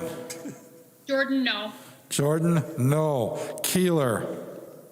Keeler, no. Keeler, no. Keel. Keel, aye. Keel, aye. Creshaw. Grisha, aye. Creshaw, aye. Mariani. Mariani, no. Mariani, no. Markwart. Markwart, no. Markwart, no. Mason. Mason, no. Mason, no. McDonald. McDonald, aye. McDonald, aye. Nash. Nash votes aye. Nash, aye. Poston. Poston, aye. Poston, aye. Pryor. Pryor, no. Pryor, no. Scott. Scott, aye.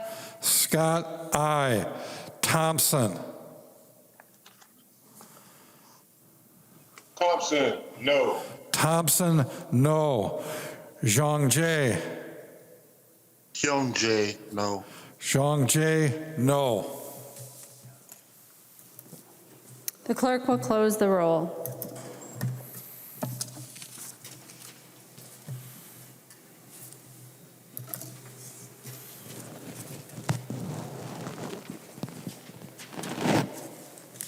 There being 63 ayes and 71 nays, the motion does not prevail. The amendment is not adopted.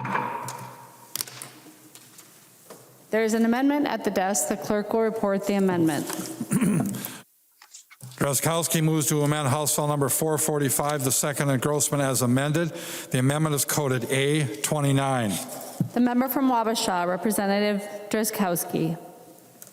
Thank you, Madam Speaker. Madam Speaker and members, the A29 Amendment focuses on exactly how we pay for mutual aid that is required for police protection between cities here in Minnesota.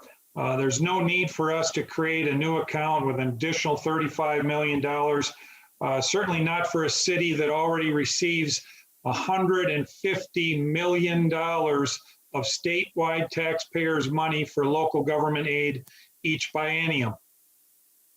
For the city that brags about how many parks they have and how many parks per capita, parks per square mile, and they lead the planet in that department, Madam Speaker.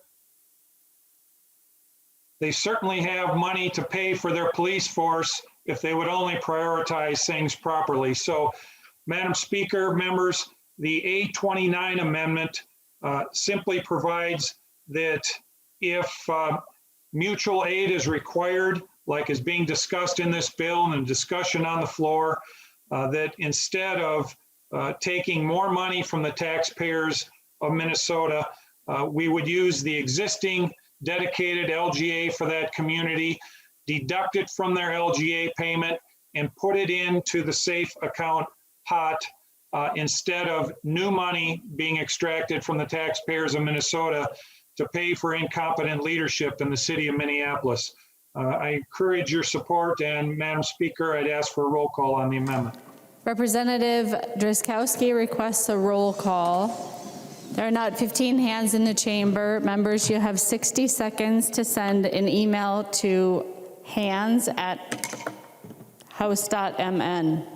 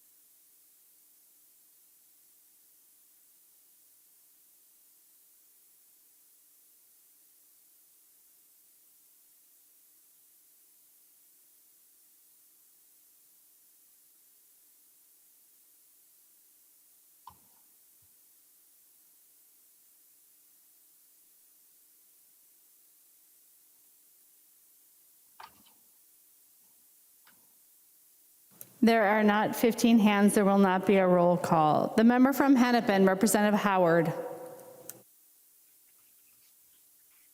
Thank you, Madam Speaker. I rise under a point of order. Please state your point of order. I rise under Rule 3.21, motions and propositions must be germane. After reviewing the bill and the amendment, this is not germane and expands the scope of the bill substantially. As we know, the bill we're discussing creates a statewide account to reimburse peace officers.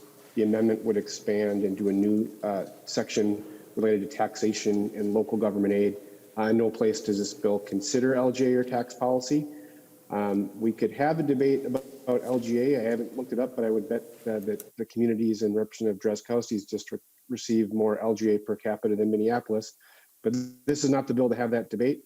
LGA is not, or tax policy isn't contemplated in this bill, and so I'd urge you to find this amendment out of order under Rule 3.21. I reviewed the amendment. I reviewed the bill. I find the point of order well taken. There's an amendment at the desk. The clerk will report the amendment. Drazkowski moves to amend House File Number 445, the second engrossment as amended. The amendment is coded DE4. The member from Wabasha, Representative Drazkowski. Thank you, Madam Speaker. Members, Nothing's germane today, Madam Speaker.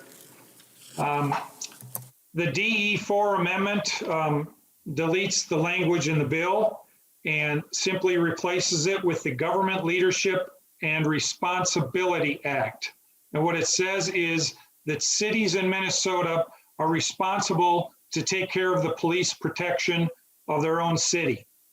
And it says that if there is need for mutual aid, the city, as I think most of our 853 cities in the state of Minnesota would do, if not nearly all but maybe one or two, would pay for their police protection out of their general operating budget, which is property tax money largely, Madam Speaker and members, in addition to local government aid and enterprise accounts and other forms of income, but largely it's property tax money. So what this DE amendment provides is that if indeed the unit of government doesn't have enough property tax money and did a poor job of planning for the priorities in their budgeting, which should include police, fire, ambulance, roads, and the things that a local government is supposed to take care of first before the niceties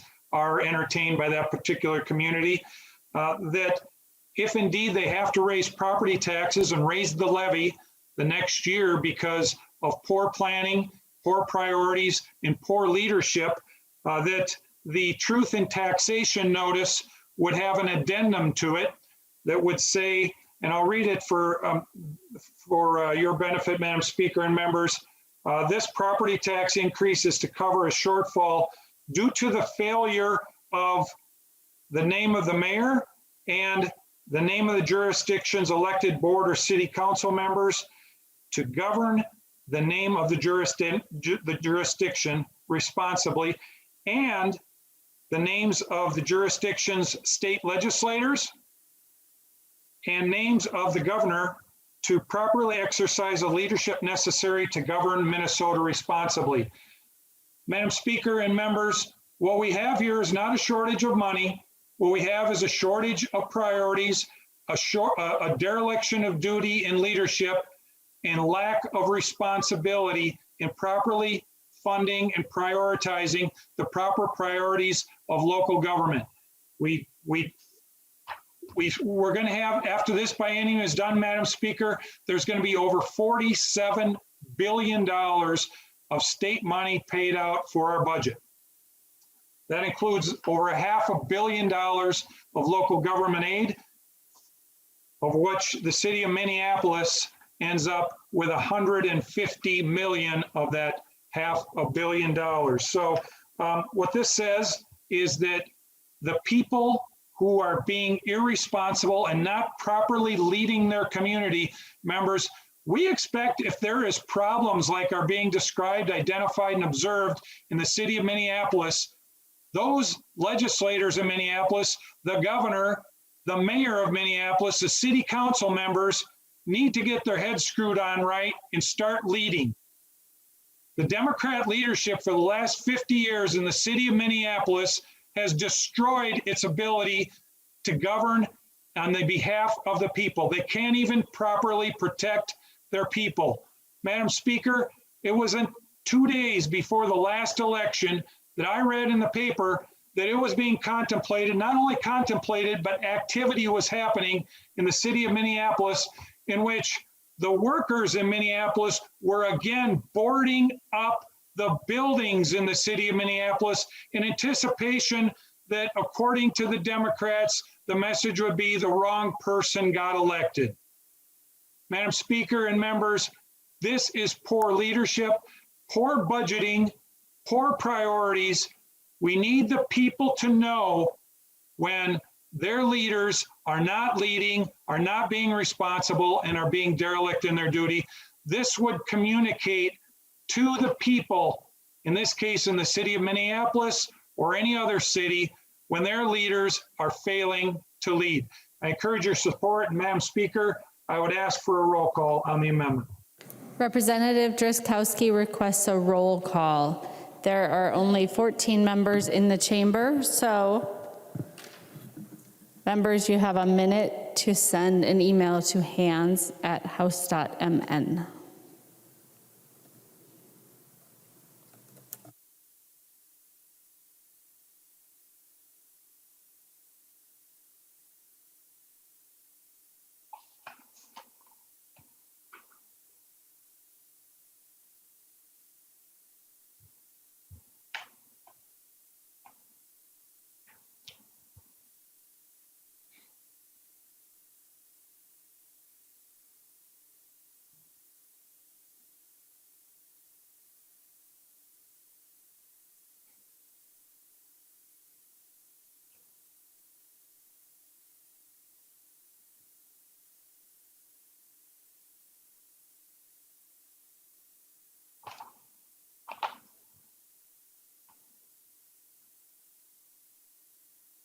There are not 15 hands. There will not be a roll call. Discussion to the Drizkowski Amendment.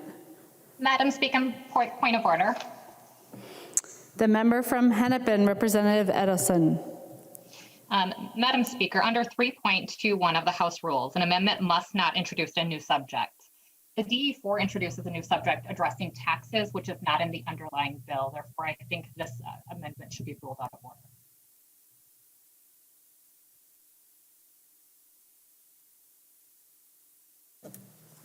I reviewed the amendment and the bill, and I find the point of order well taken.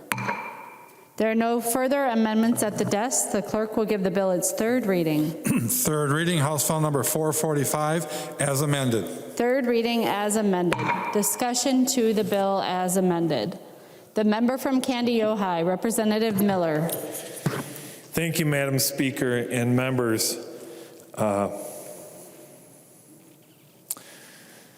Today, we're going to be voting on a bill to address what I believe, and this is what I had said to Chair Mariani a week or so ago in the last week.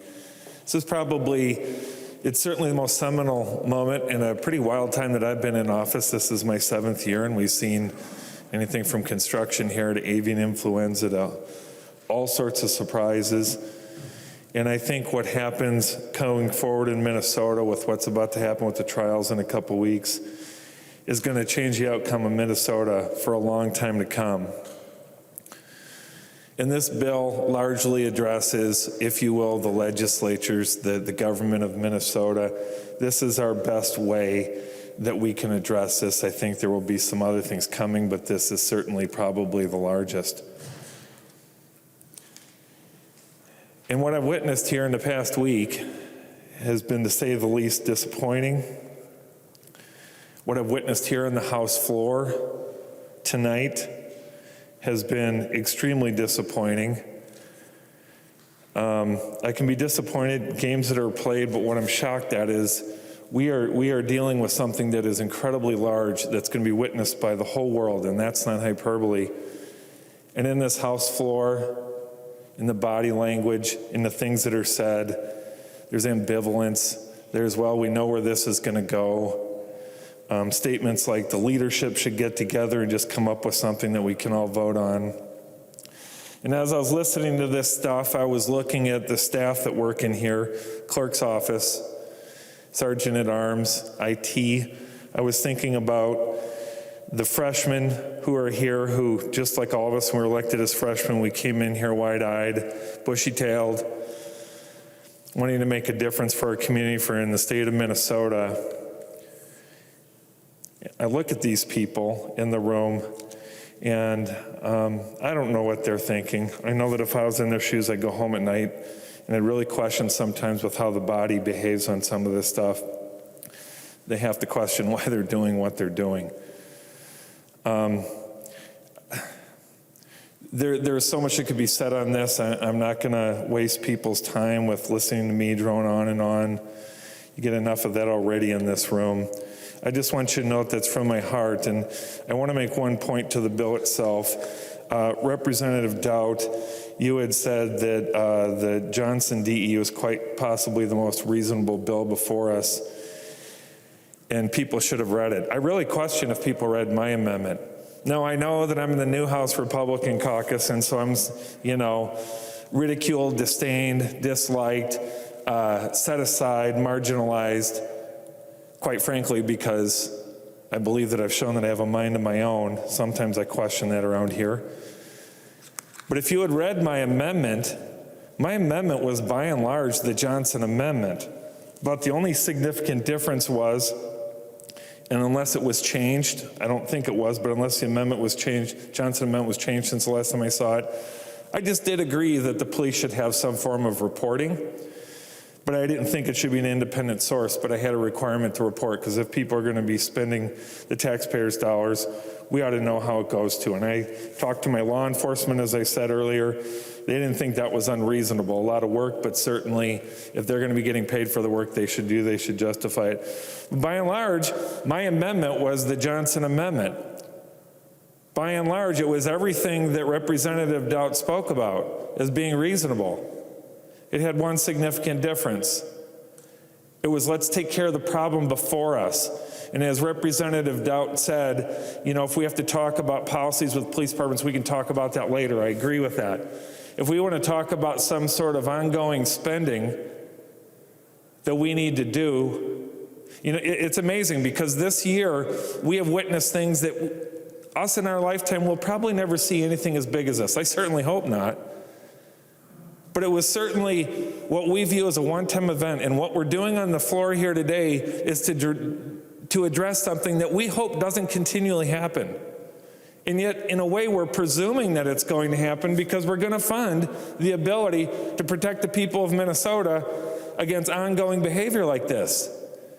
And I have to say, members, that if we have ongoing problems like what we witnessed in Minneapolis last summer, or the people that had these concerns or worries about threats here or in Washington, at what point do we look at the leaders ourselves, look at ourselves, and say, maybe we're the ones that are doing something wrong?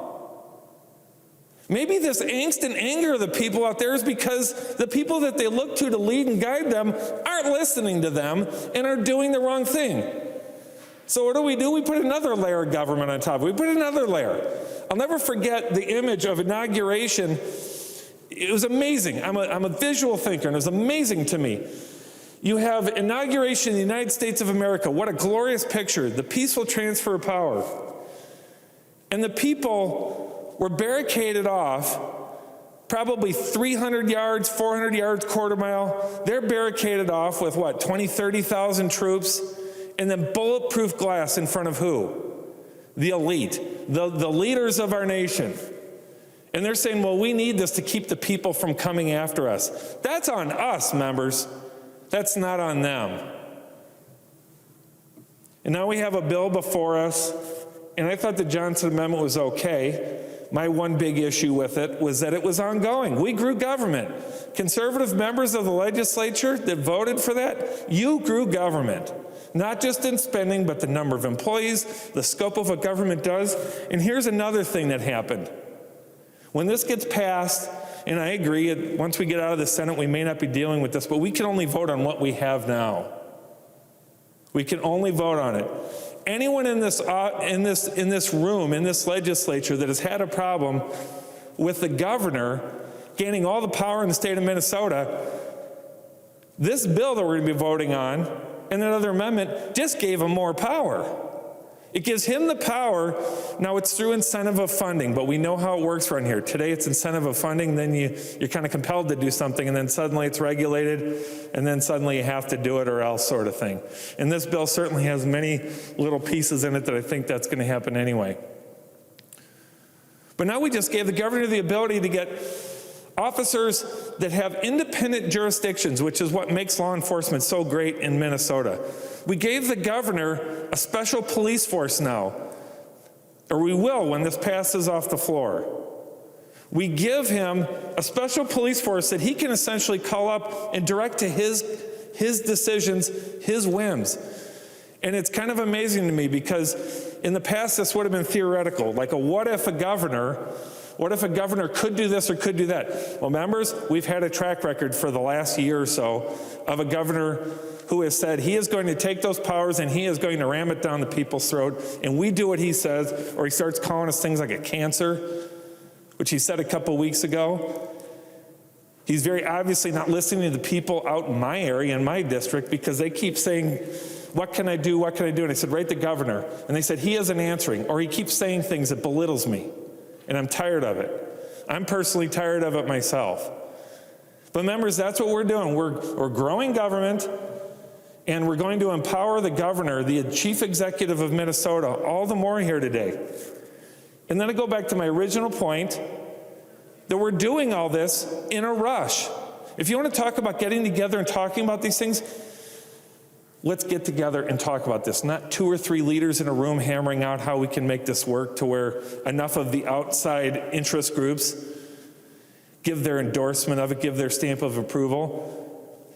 Members, think about each and every person that is in your district that you meet with, whether it's just the grandma down the street, a business owner, anybody. Just think of the people that you meet with on the street, calling them, door knocking, or anything like that, and say, how am I best representing them in this? Now, by the way, there are some people in this room that do believe that, and I don't want to question that this doesn't do that for those people. But it sure doesn't seem like we're having that conversation. It seems like what we're doing is we're going through our typical process. Everyone can leave here with the talking points that they need. Everyone can leave here feeling like they are satisfied and getting what they had to get done today, but we're not thinking about the people of Minnesota. And members, I'm sorry. I'm sick of it. I'm just absolutely sick of it, and I don't know what to do about it. I'm going to keep fighting for it. I think you should know that I really mean what I'm saying, because I didn't even know we were doing this bill today, because in the process, I couldn't even be told that we were doing this bill until I came in here. I had to go beg and look for my own amendments. And it'll come back to me, well, you need to be prepared, Representative Miller, for every single thing. Come on. So I certainly hope that after this, as we move forward on this seminal moment in the state of Minnesota, that we can start doing the things that the people of Minnesota want. The real people of the people of Minnesota. Thank you, Madam Speaker. The member from Wabasha, Representative Drazkowski.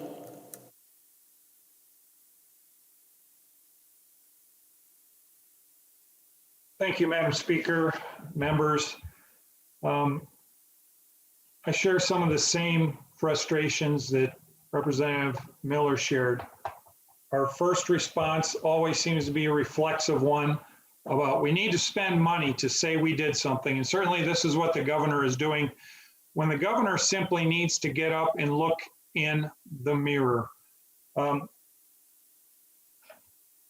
Members, the Minnesota Senate did a study after the riots in Minneapolis, 55 pages. I don't think the House did one.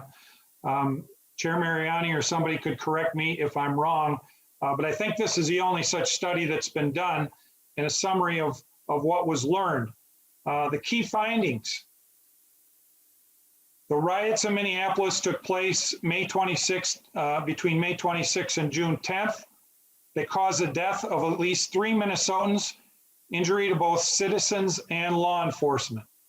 Secondly, the people involved was primarily Minnesotans from the metropolitan area.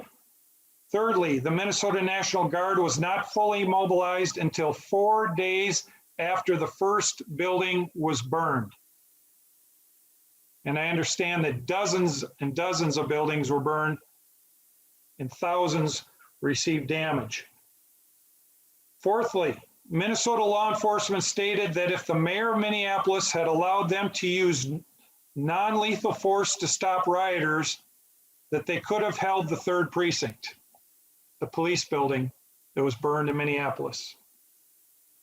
Fifth, following the full mobilization of the Minnesota National Guard on Saturday, May 30th, 2020, order was restored. So the mayor of Minneapolis and the governor of Minnesota stood around and looked and didn't want to offend their liberal constituencies, the Democrats in Minneapolis. So they stood around irresponsibly, derelict in their duty, while Minneapolis burned down. While the rest of us were wondering very early on, where is the National Guard? They stood around and stood around and stood around for 4 days. Sixth item, morale within the law enforcement community and the community at large has suffered greatly due to the actions and inactions of Governor Walz, Mayor Fry, and the Minneapolis City Council. And as was pointed out earlier, about 200 Minneapolis police officers now have left their position, a full 1/4 of the force in the city of Minneapolis. Some of that because the radical leftist Minneapolis City Council decided to try to defund them back in December.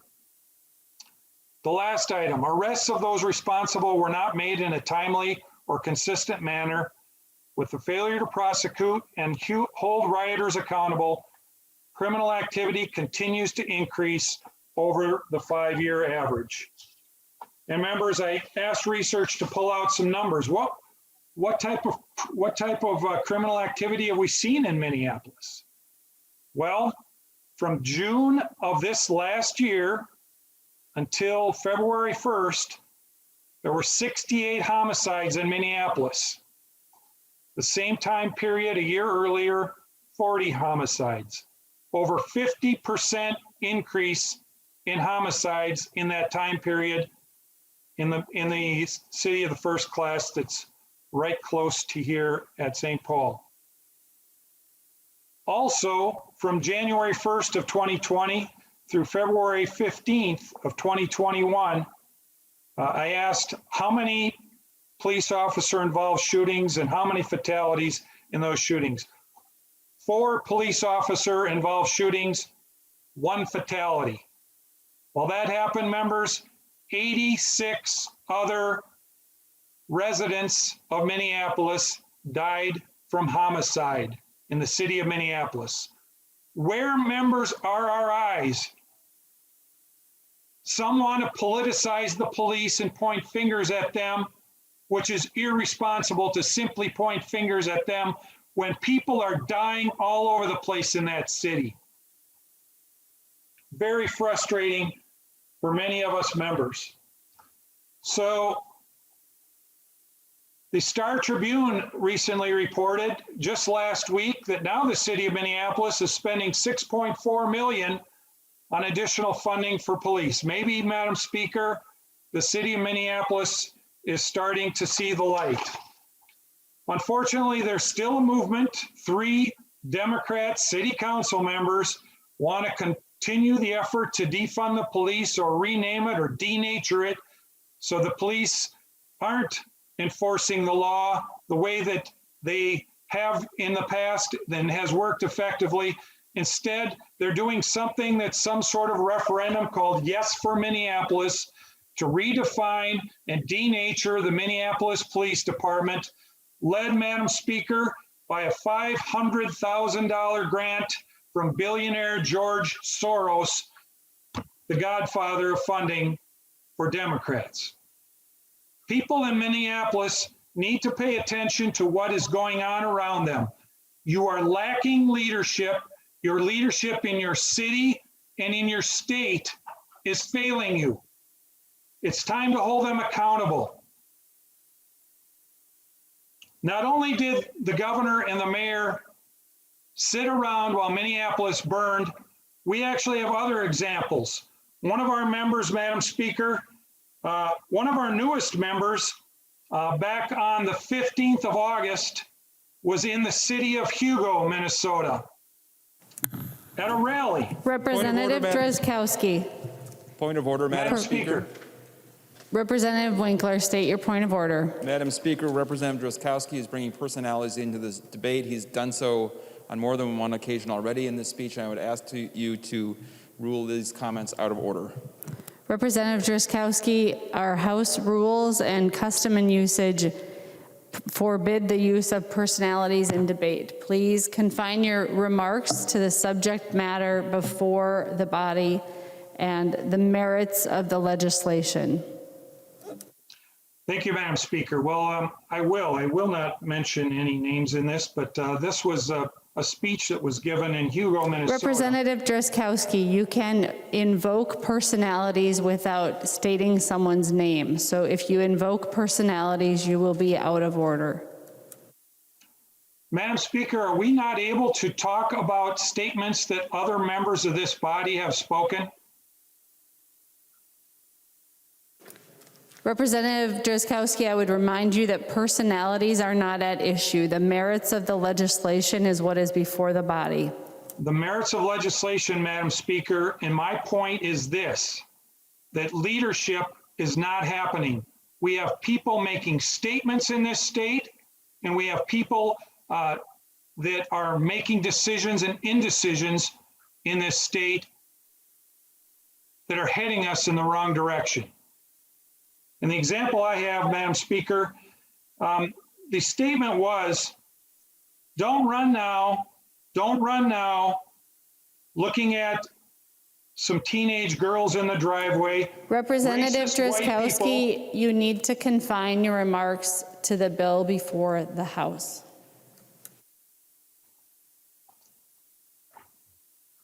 Madam Speaker, members, some want to make this discussion around, again, a city of Minneapolis that some are going to characterize somehow is victimized or helpless, just as liberals do regularly. Fortunately, however, the people of Minnesota realize that the woe is me coming from and responding to our state's problems, our state's problem city, just doesn't cut it anymore. We can't have politicians sitting on the sidelines while they are supposed to be there to act. Madam Speaker, the governor has access to the National Guard in our state whenever he desires he needs it in order to protect the people of our state. Our Constitution directly gives him that authority and responsibility. Unfortunately, it was not exercised back in late May and June until very late, until after the damage was done. We also have a mayor that is a codependent in this effort. And we have members of this legislature, Madam Speaker, who instead of helping lead in their community and bring the rule of law to be followed, are creating further division and further efforts to say that they or their city is somehow victimized. We don't need dereliction of duty, Madam Speaker. We don't need irresponsibility. We don't need incompetence, and we don't need any more ineptness in the leadership in our state. We don't need any more money because we need leadership. We need those people to step forward and do their job. Madam Speaker, one Minnesota doesn't want to pay for two incompetent politicians. Thank you, Madam Speaker. The member from Isanti, Representative Johnson.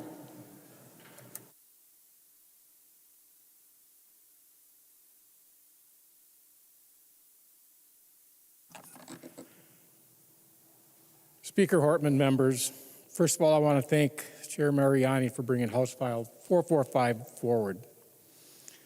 The original bill brought forward by the governor was not perfect, just needed a few changes to make it reasonable. And if we had that bill right now, even the governor's original amendment, original bill, it'd probably move out of here with over 100 votes. Now, the reason this is even being talked about is the fact that the city of Minneapolis has made a call for help with the court trial coming up in less than 3 weeks. Now, I know there's many issues on this bill on both sides of the aisle. Some don't want to bail out the city of Minneapolis, while others do not want to provide funding for law enforcement at all. But as we unfortunately witnessed last week, major unplanned public safety events can happen anywhere. And I'm still praying for the people of Buffalo and for the victims. One of the first things listed in our Constitution is the government is instituted for the security, benefit, and protection of the people. And that's not just some of the people, but that's all of the people of this state. So what's the main purpose of this bill? And how can the $35 million be used? For the safety of all the law-abiding citizens in Minnesota. In this bill, funds can only be used for a Chapter 12 event, invoked by the governor, like it was this past spring, or by the local unit of government. We might want to revisit that issue because if a local unit of government declares emergency under Chapter 12, if these funds should be available or not, or should it be one that only the governor can do? Because although under Chapter 12.33, the city of Minneapolis was required by law to pay those who assisted with the riots, and that's under, like I said, under Chapter 12.33, because the governor declared an emergency. The city of Minneapolis did not. The governor did, and because the governor declared that, the city of Minneapolis was responsible for all the bills. Now, over the past few weeks, I've been in contact with many chief law enforcement officers across the great state of Minnesota about this bill, and I want to thank them for their honesty and the conversations about the issue. There was one reoccurring theme in the conversations I had, and they are concerned about the lack of respect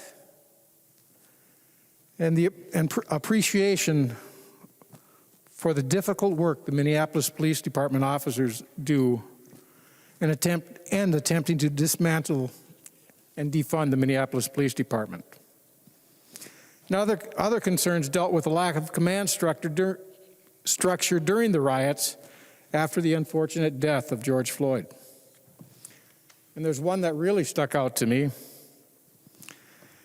and that was one sheriff who said, "Why should I send my officers to assist Minneapolis Police Department when the county attorney does not do his duty and charge anyone that is arrested for looting, burning, or assaulting my officers?" Now that is a good question, and a major concern for a lot of these law enforcement, chief law enforcement officers when they debate on sending people to help. Now, some will respond to the call for help if they have men available, but if the State Patrol or the Hennepin County Sheriff's Office asks for assistance in Minneapolis, most would send as many officers as they can. They do not want their officers under control of the Minneapolis Police Department, nor the mayor or the city council of Minneapolis. Now, we also have the issue of a number of departments that are already sending officers to assist with the protests on the pipeline. And it should be noted that all those officers had extensive training, not only on the First Amendment assembly policies, but also what they have to do while respecting everyone's constitutional rights. I myself have gone through that training a few times in my career in law enforcement. What we need to make sure, but what we do need to do is we need to make sure that the funds will go to local law enforcement agencies that are willing to help out other agencies during a major, unplanned public safety event. These funds would backfill the responding jurisdictions from using local property tax dollars to supplement other jurisdictions.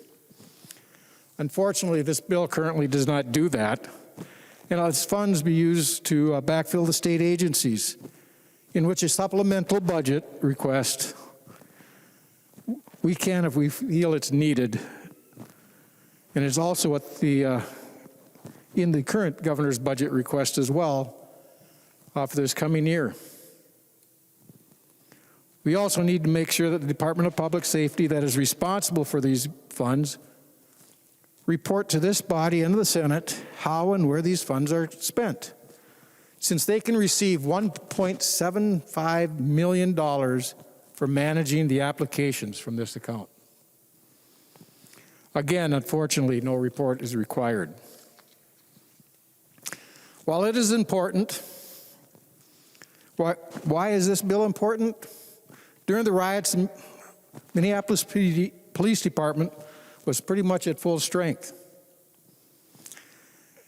and they were not able to contain the violence. Today, they're down over 200 officers, while Chief Arradondo requested a couple of years ago an increase of 400 officers. So the total, from what he really needs, they're 600 officers short. While the City Council and the Mayor Fry have a duty to keep the citizens of Minneapolis safe, they had cut their police department, but currently have, as of Friday, increased their budget to try to help out because they realize they've had a spike in crime, and it's law enforcement that deals with it. Unfortunately, the majority in this body decided not to put some accountability on these funds. They could be used, these funds could be used during an unplanned public safety event. The original version of this bill was called by a reporter during a press conference I was at as a slush fund because of the lack of accountability. That's why I tried to put some accountability in this bill, but unfortunately it wasn't adopted. But instead, what was put in this bill, different than the governor's request, it added a bunch of policies that were not supported by law enforcement, and I even heard was not even supported by the governor because he wanted a clean bill. What does it do? It also adds that the receiving agency can receive from the account, including costs associated with emergency management, response and recovery planning, mitigation of public health threats, and associated costs within the community and costs incurred in producing an after-action review and report. Well, these funds were supposed to be used to help responding law enforcement agencies backfill their expenses so the local property tax owners in the outside jurisdictions do not have to pay the bill. Now, it's interesting on the after-action review. I've been involved in a number of very serious incidences and in some minor ones. But I can tell you this, every time there's a major incident, law enforcement does an after-action review. Why?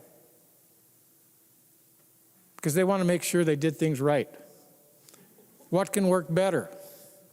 They're always looking for best practices and what works, what doesn't work, and they talk amongst each other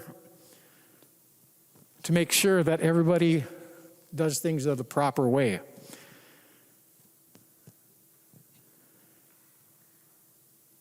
Now, it also requires a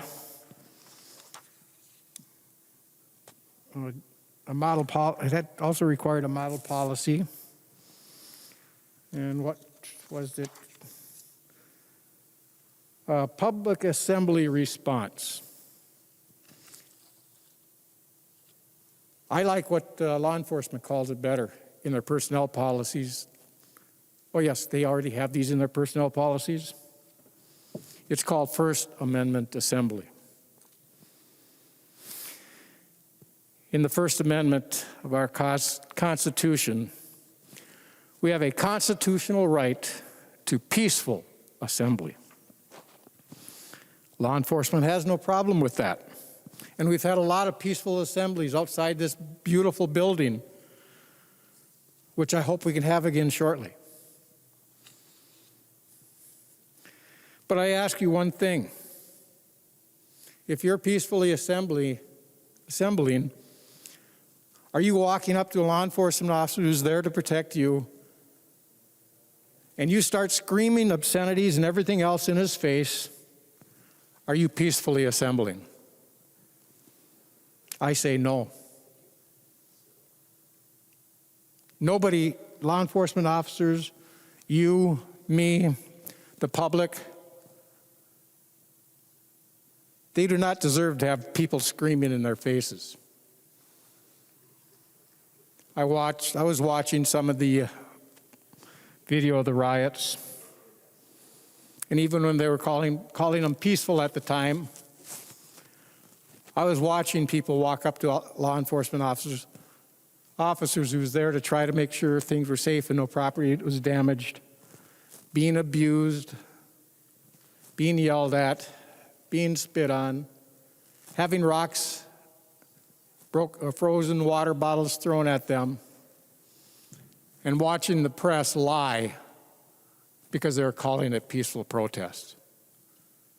When you start yelling and screaming and throwing rocks and bottles, it's no longer a peaceful assembly. It's not a peaceful protest. It's gone way beyond that. Now, one of the other things it requires post board and law enforcement to come up with model policies. We already have them, so we don't need them. But what I really find quite interesting is the fact that it requires the people putting these together, and also if somebody wants to change their policy or make it better, to come up with a policy, they have to have the nonprofits that organize public assemblies involved. But if they change their policy, they may want to consider the advice of council of nonprofits that organize public assemblies. That's sort of like having the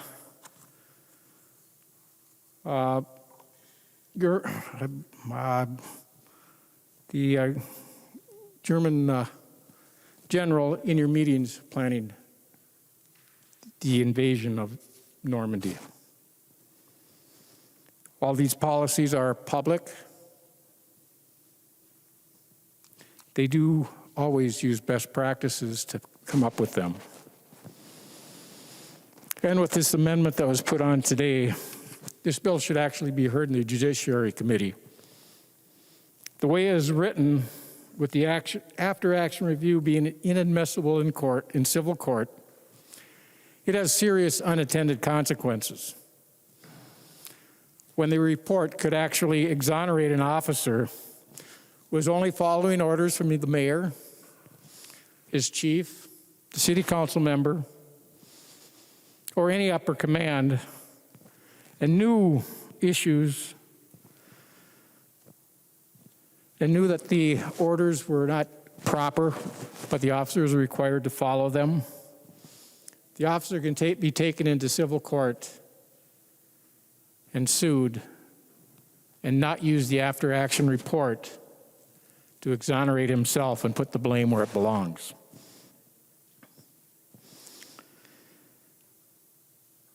I want to get this bill passed. I want to get the funds in the account to make sure that our law enforcement officers that come and assist anybody under mutual aid under Chapter 12,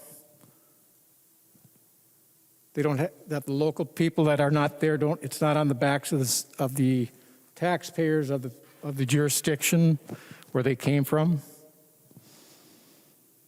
I know it's important. And I know public safety is important. It's just frustrating that an important bill like this that could have passed off this floor with 90 to 100 plus votes when it was first introduced had to be used for political purposes. Like I say, I want to get this passed, but this, right now in the current version, I cannot support this bill. I ask the members not to support it and to vote no on it. I really want to pass a good bill, but this is not the one. There's too many flaws in it, and if we pass this, this is the position of the House of Representatives. And this is the position that,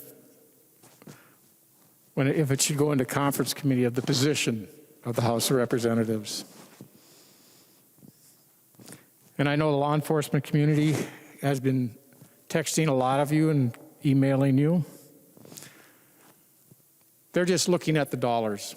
They're not looking at the unintended consequences of this bill. They believe that'll get fixed. There's no guarantee that it could get fixed. We need to get it fixed before it leaves this chamber. Thank you. The member from Hennepin, Representative Long. Thank you, Madam Speaker. Madam Speaker, this bill is not about one community, despite what we've heard from some commenters tonight. This bill is about all of us coming together to protect our fellow Minnesotans. These events that we've seen this past year and a half are not the problem of one community. Let's remember why we're here. The nation watched the terrible tragedy of George Floyd being killed by a police officer. That resulted in appropriate and frankly overdue nationwide outrage and a national conversation. Individuals from around the state poured into our city. Individuals from around the country came to our city. Some of them were there to peacefully protest. Some of them, unfortunately, were there to cause harm. An alleged Boogaloo member, Ivan Harrison Hunter of Bourne, Texas, is facing a federal riot charge after investigators say he fired a rifle at the 3rd Precinct Police Station. Michael Solomon of New Brighton, Minnesota, and Benjamin Ryan Teeter of Hampstead, North Carolina, are each charged with providing material support to a foreign terrorist organization. There was an individual known as the Umbrella Man who methodically broke windows, set the first fire. Madam Speaker, and was associated with white supremacist group, the Aryan Representative Miller. Thank you, Madam Speaker. Point of order. I've heard a speech many times over from Majority Leader Winkler about personalities in this room, and now I'm hearing name after name of people that aren't even representing themselves. Am I misunderstanding that point of order? Representative Miller, Representative Long is naming people who are charged with crimes associated with the unrest, and that is facts related to this legislation. Representative Long. Thank you, Madam Speaker. The arrest data from late May to early June show that there were individuals from 70 different Minnesota cities, 16 other states, and 1 foreign country who were arrested in our city. So I would just ask members, how would you feel if members of 70 different cities came to your hometown and were arrested for damaging your community? How would you feel if people from 16 other states and 1 foreign country came to your city and were arrested for damaging your community? Would you say then that it was only a local problem?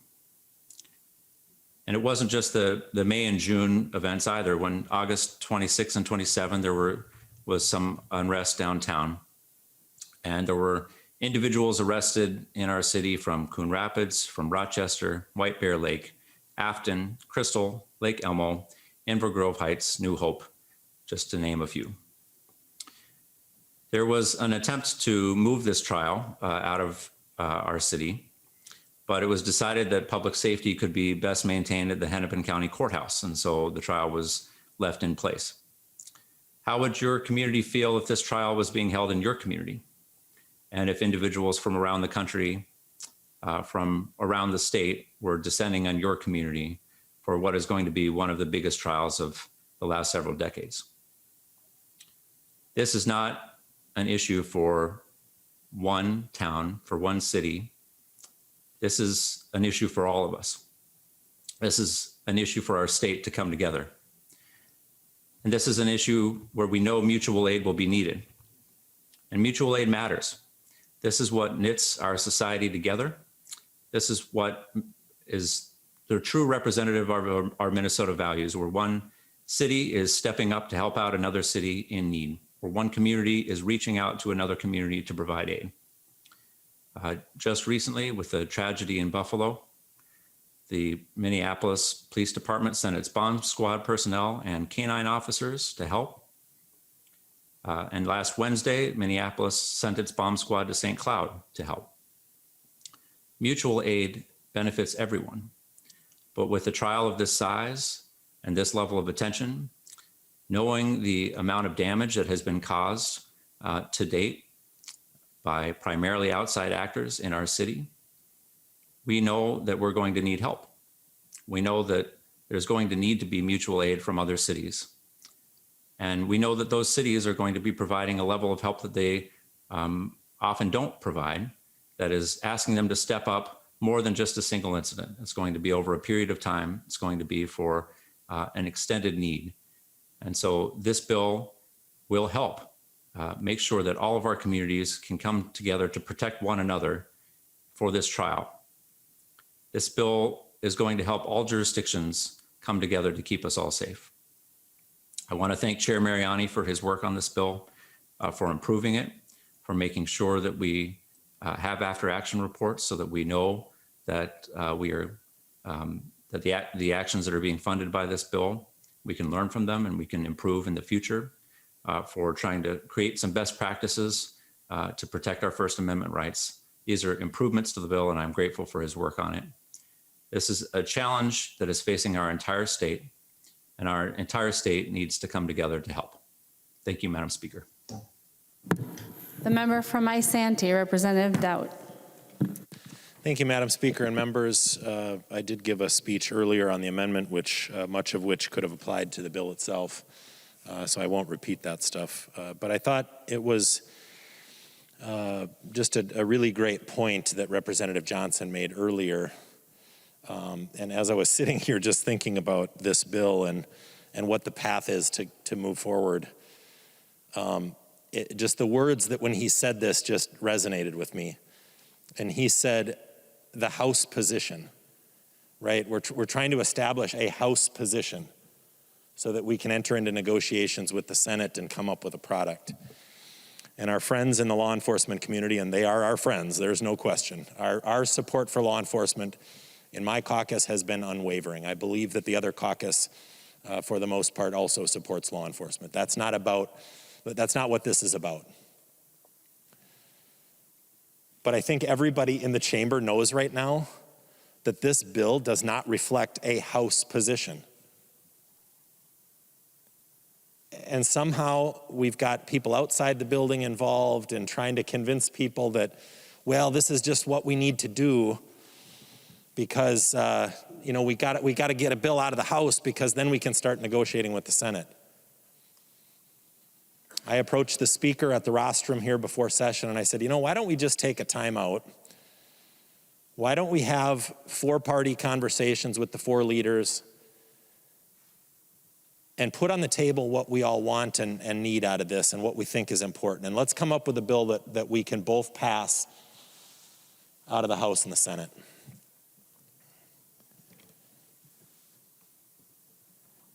But here we are, potentially about to vote on a bill. And I think what we're going to find out very shortly is that this bill in front of this body is not the House position. And unfortunately, for those that want to advocate for reforms in law enforcement and I don't mean to pick on Representative Mariani. I think he's the lead. It's his bill and he's the lead in that issue area. So we call it the Mariani amendments. But those amendments come with passion and a lot of background from communities that I don't always understand. And they're probably important.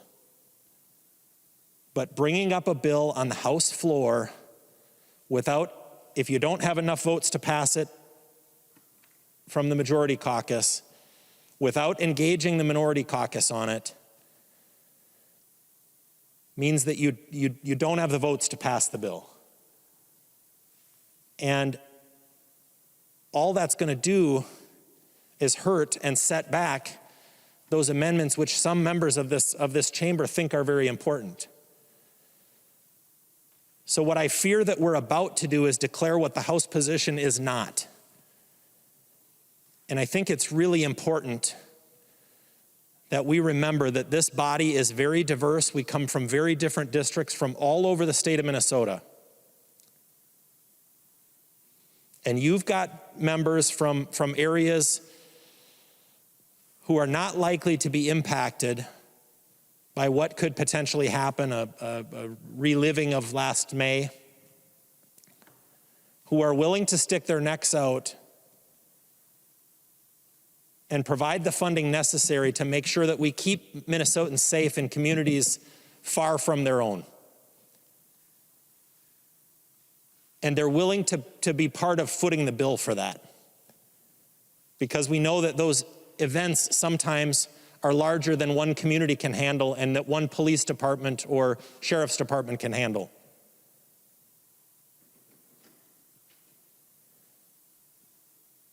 So I think what we all need to do is take a very deep breath right now, and before we take a position on what the House position is not, and I'll even make a plea to Representative Mariani because I know you're passionate about those issues. Bringing a bill to a vote on the House floor that does not have the votes to pass will only set back those issues. So I'm going to ask the majority party to table this bill. And let's have the conversations that I spoke with the speaker about at the beginning here. Let's have those happen here over the weekend. And let's come back and revisit this bill on Monday. That's the responsible thing to do. That's the unifying thing to do. And it's the right thing to do. Pitting people against each other, pitting people outside this building against people inside this building, asking this body to take a position that we all know is not the position of the House of Representatives is not the way to pass a bill. And this issue, forget that it's me, and I know sometimes I can stand at the microphone and I'm unpleasant. I told you this year it was going to be a new me, and I was going to be the statesman.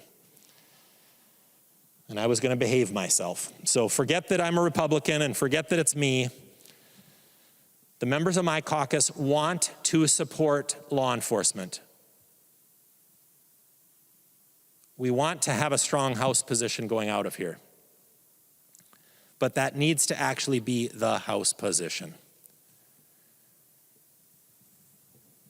I did talk to Senator Gazelka just a little while ago via telephone. He is very willing to have those conversations. I think he's available tomorrow. I did not talk to Senator Kent. I'm happy to make that phone call if I need to. But I'm just going to caution folks that this is the moment where I think it's better that we step away from brinksmanship legislating. That's what Minnesotans want, I think. I don't think they want brinksmanship legislating right now.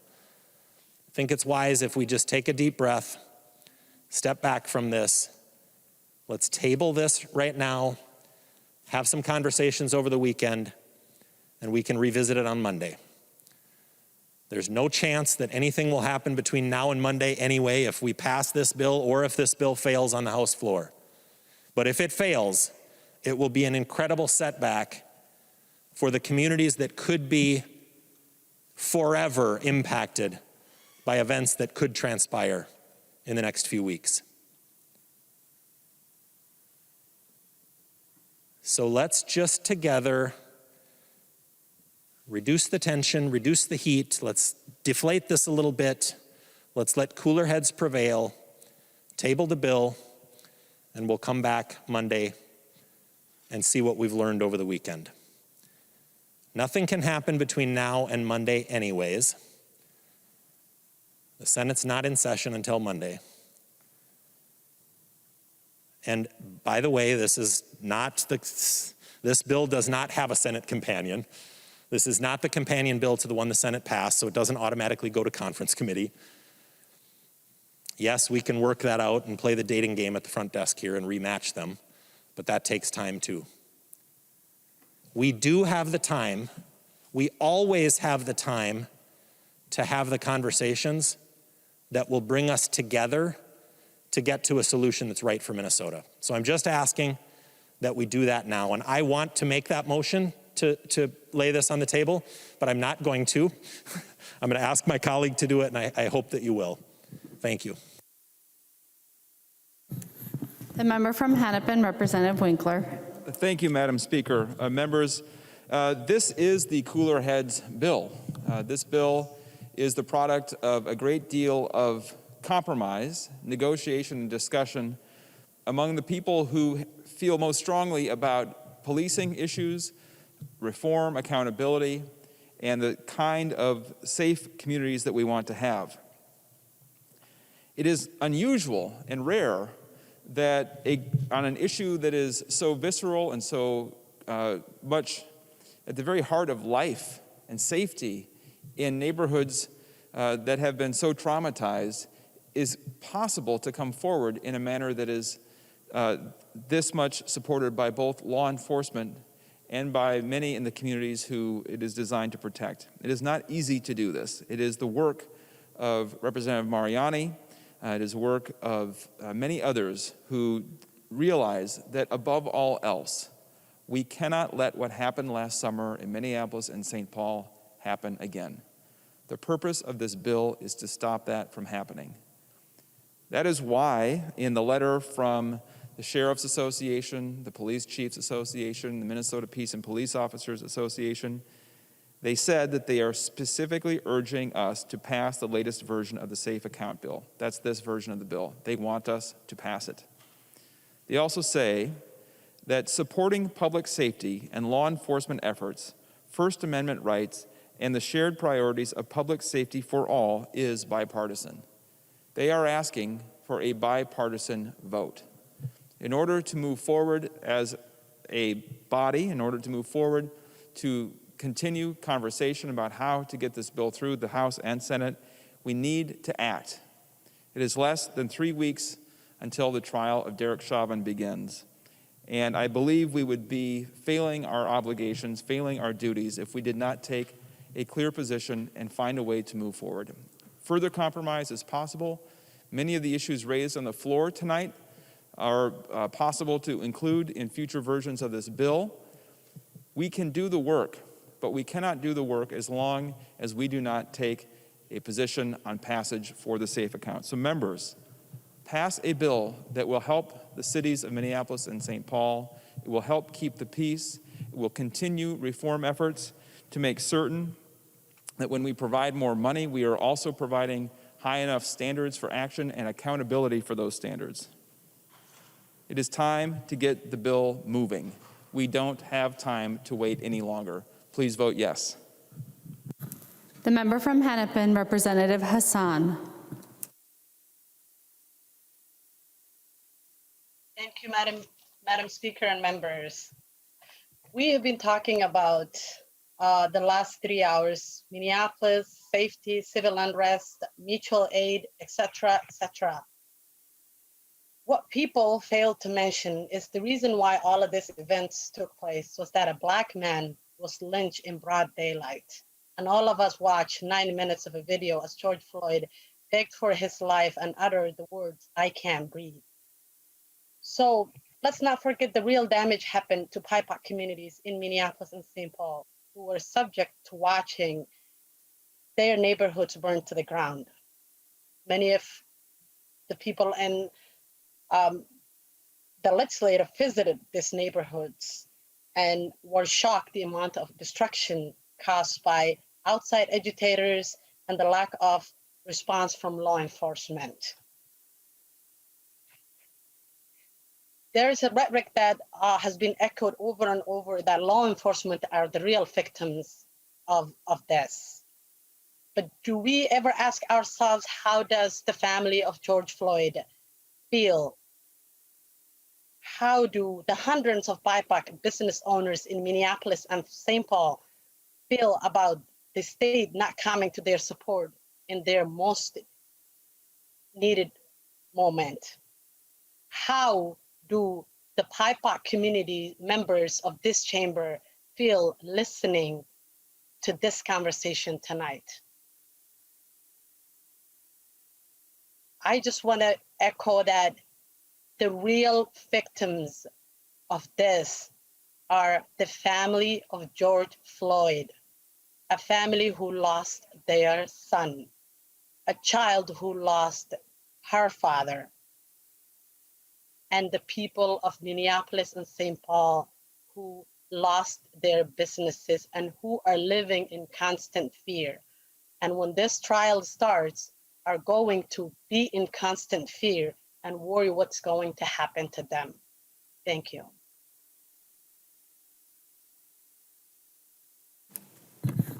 The member from Ramsey, the author of the bill, Representative Mariani.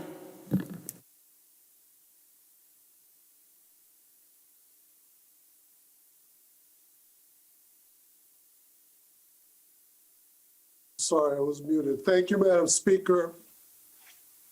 Thank you, members. All respect to Representative Hassan. Thank you for your words, Sister Hassan.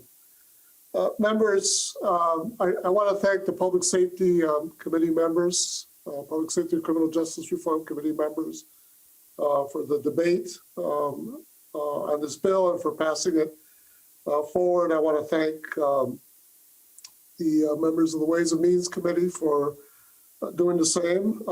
And I also want to thank the members here on the floor of the House for their debate. There's much that has been said. I don't need at this moment to repeat any of that. I think we were all paying close attention to one another, and I think that's critically, vitally important. I will say that there has been quite a few mischaracterizations of both what's in the bill and what the intent and what the impact would be of this bill. But members, I'm not going to get into a point-by-point rebuttal of those. I think it's really important that we not, right now, engage in fanning flames any higher than they might be. I totally get there's strong emotion, strong concern. I have my own. And yet, all of us, by virtue of what we do, are called to act. And the moment to act is now, for all the reasons that you've heard earlier in this debate. So let me just keep this very simple and very brief. First of all, this bill funds public safety. Yes, it funds police, quote unquote. This bill protects the public. Yes, there is a pragmatic, mature reason for Minnesotans to be concerned over the course of the next several months. This bill begins to extend our commitment to protecting our constitutional rights. These are our values.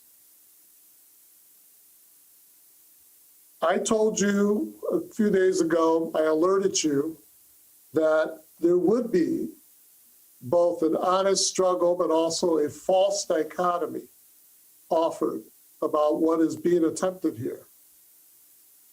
A false dichotomy that ignores the very American hard-earned lesson that there is, in fact, no safety if there is no protection of our constitutional rights. That there is no safety if there is no protection of our human rights. I can't think of few things so American as that hard-earned understanding. My own parents who are immigrants, many of our members here in this body whose parents are immigrants or themselves might be immigrants, understand this relationship deeply. I trust that all citizens of our state understand it and value it. That's what this bill does. Members, it funds public safety, it protects the public, and it applies protections to our constitutional rights. That's what you're being asked to vote for here this evening. Decide wisely. Thank you. There being no further discussion, the clerk will take the roll on the bill as amended.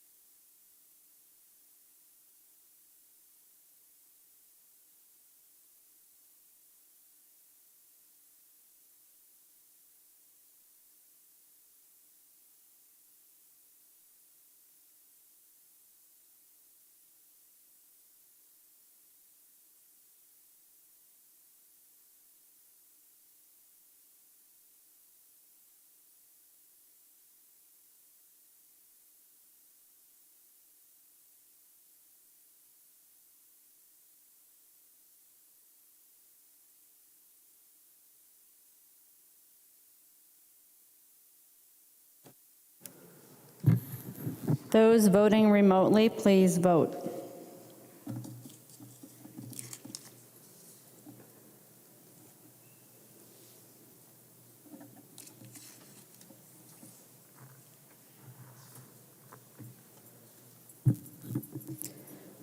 Will the clerk call the names of those members who have not voted yet?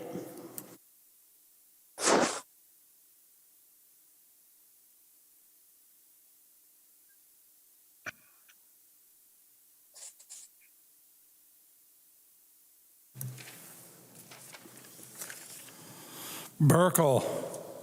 Burkle votes no. Burkle, no. Davids. Davids, no. Davids, no. Detmer. Detmer votes no. Detmer, no. Eklund. Eklund, aye. Eklund, aye. Franzen.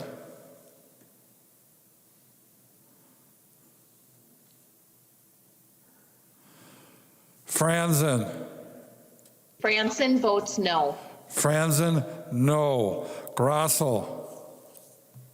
Grossel, no. Grossel, no. Gruenhagen. Gruenhagen, no. Gruenhagen, no. Hamilton. Hamilton, no. Hamilton, no. Houseman. Houseman, aye. Houseman, aye. Jordan. Jordan, aye. Jordan, aye. Keeler. Keeler, aye. Keeler, aye. Keel. Keel, no. Keel, no. Kresha. Kresha, no. Kresha, no. Mariani. Mariani, aye. Mariani, aye. Markwart. Markwart, aye. Markwart, aye. Mason. Mason, aye. Mason, aye. McDonald. McDonald, no. McDonald, no. Nash. Nash, no. Nash, no. Poston. Poston, no. Poston, no. Pryor. Pryor, aye. Pryor, aye. Scott. No. Scott, no. Thompson. Thompson, absolutely not. No. Thompson, no. Zhang Jie.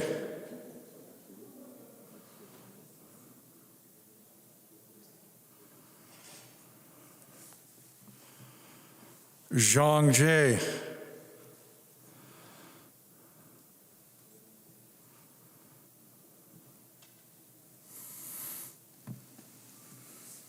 Hyung Jae, no.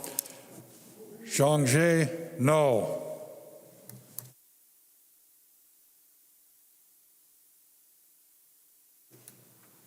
Winkler changes from aye to nay. The clerk will close the roll.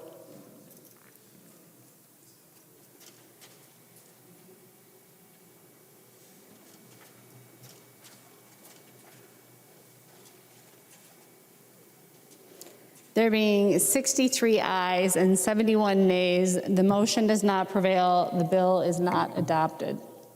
Representative Winkler. Madam Speaker, I move reconsideration of passage of House File 445. Representative Winkler moves that the vote by which House File 445 as amended was not passed be now reconsidered. All those in favor, please say aye. Aye. Those opposed, say no. No. The motion prevails. Representative Winkler. Madam Speaker, House File 445 be laid on the table. Representative Winkler moves that House File 445 now be laid on the table. All those in favor, please say aye. Those opposed, please say no.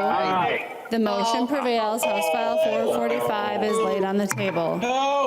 Motions and resolutions. There are copies of the non-controversial motions at the House desk and online. Without objection, we'll take action on these motions first. Without objection, the motions prevail. Sandsted moves that House File number 649 be recalled from the Committee on Education Policy and be re-referred to the Committee on Education Finance. Representative Sandsted, to your motion. Thank you, Madam Speaker and members. House File 649 is the Concurrent Enrollment Teacher Partnership.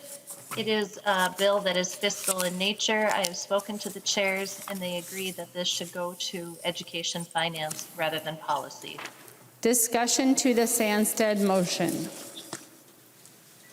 All those in favor, please say aye. Aye. Those opposed, please say no. The motion prevails.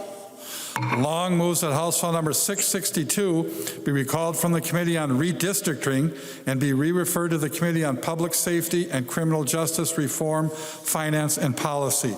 Representative Long. Thank you, Madam Speaker. That is my motion. I've spoken to both chairs, and they are both in agreement. Please describe the nature of the bill you are referring. The bill, Madam Speaker, is a bill related to redistricting and to corrections, and that is why the Public Safety Committee would like to hear it. Any discussion on the Long motion? All those in favor, please say aye. Aye. Those opposed, please say no. The motion prevails. Becker Finn moves that House File number 695 be recalled from the Committee on Judiciary, Finance, and Civil Law and be re-referred to the Committee on Environment and Natural Resources, Finance, and Policy. Representative Becker Finn, to your motion. Thank you, Madam Speaker. That is my motion. House File 695 is regarding criminal enforcement of DWI actions related to ATVs and DNR licenses. And so it does not need to be heard by Judiciary, Finance, and Chair Hansen. Any discussion to the Becker-Finn motion? All those in favor, please say aye. Aye. Those opposed, please say no. The motion prevails. Cagle moves that House File number 927 be recalled from the Committee on Housing, Finance, and Policy and be re-referred to the Committee on Transportation, Finance, and Policy. Representative Cagle, to your motion. Thank you, Madam Speaker. This bill is a titling reform for manufactured housing, and it was referred to housing, but it actually needs to go to transportation because of the nature of the title. I've spoken to all the chairs, and they agree. Any discussion to the Cagle motion? Hearing none, all those in favor, please say aye. Aye. Those opposed, please say no. The motion prevails. Hornstein moves that House File number 1122 be recalled from the Committee on Transportation, Finance, and Policy and be re-referred to the Committee on State Government, Finance, and Elections. Representative Hornstein, to your motion.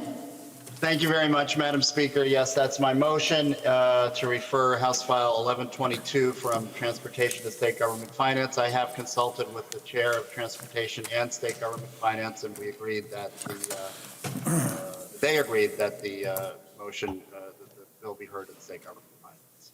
Any discussion to the Hornstein motion? Hearing none, all those in favor, please say aye. Aye. Those opposed, please say no. The motion prevails. Any further motions? Announcements. Representative Winkler. Madam Speaker, I move that when the House adjourns today, it adjourns until 3:30 p.m. Monday, February 22nd, 2021. Representative Winkler moves that when the House adjourns today, it adjourns until 3:30 p.m. Monday, February 22nd, 2021. All those in favor, please say aye. Aye. Those opposed, please say no. The motion prevails. Representative Winkler. Madam Speaker, I move that the House do now adjourn. Representative Winkler moves that the House do now adjourn. All those in favor, please say aye. Aye. Those opposed, please say no. The motion prevails. The House stands adjourned until Monday, February 22nd, 2021 at 3:30 p.m.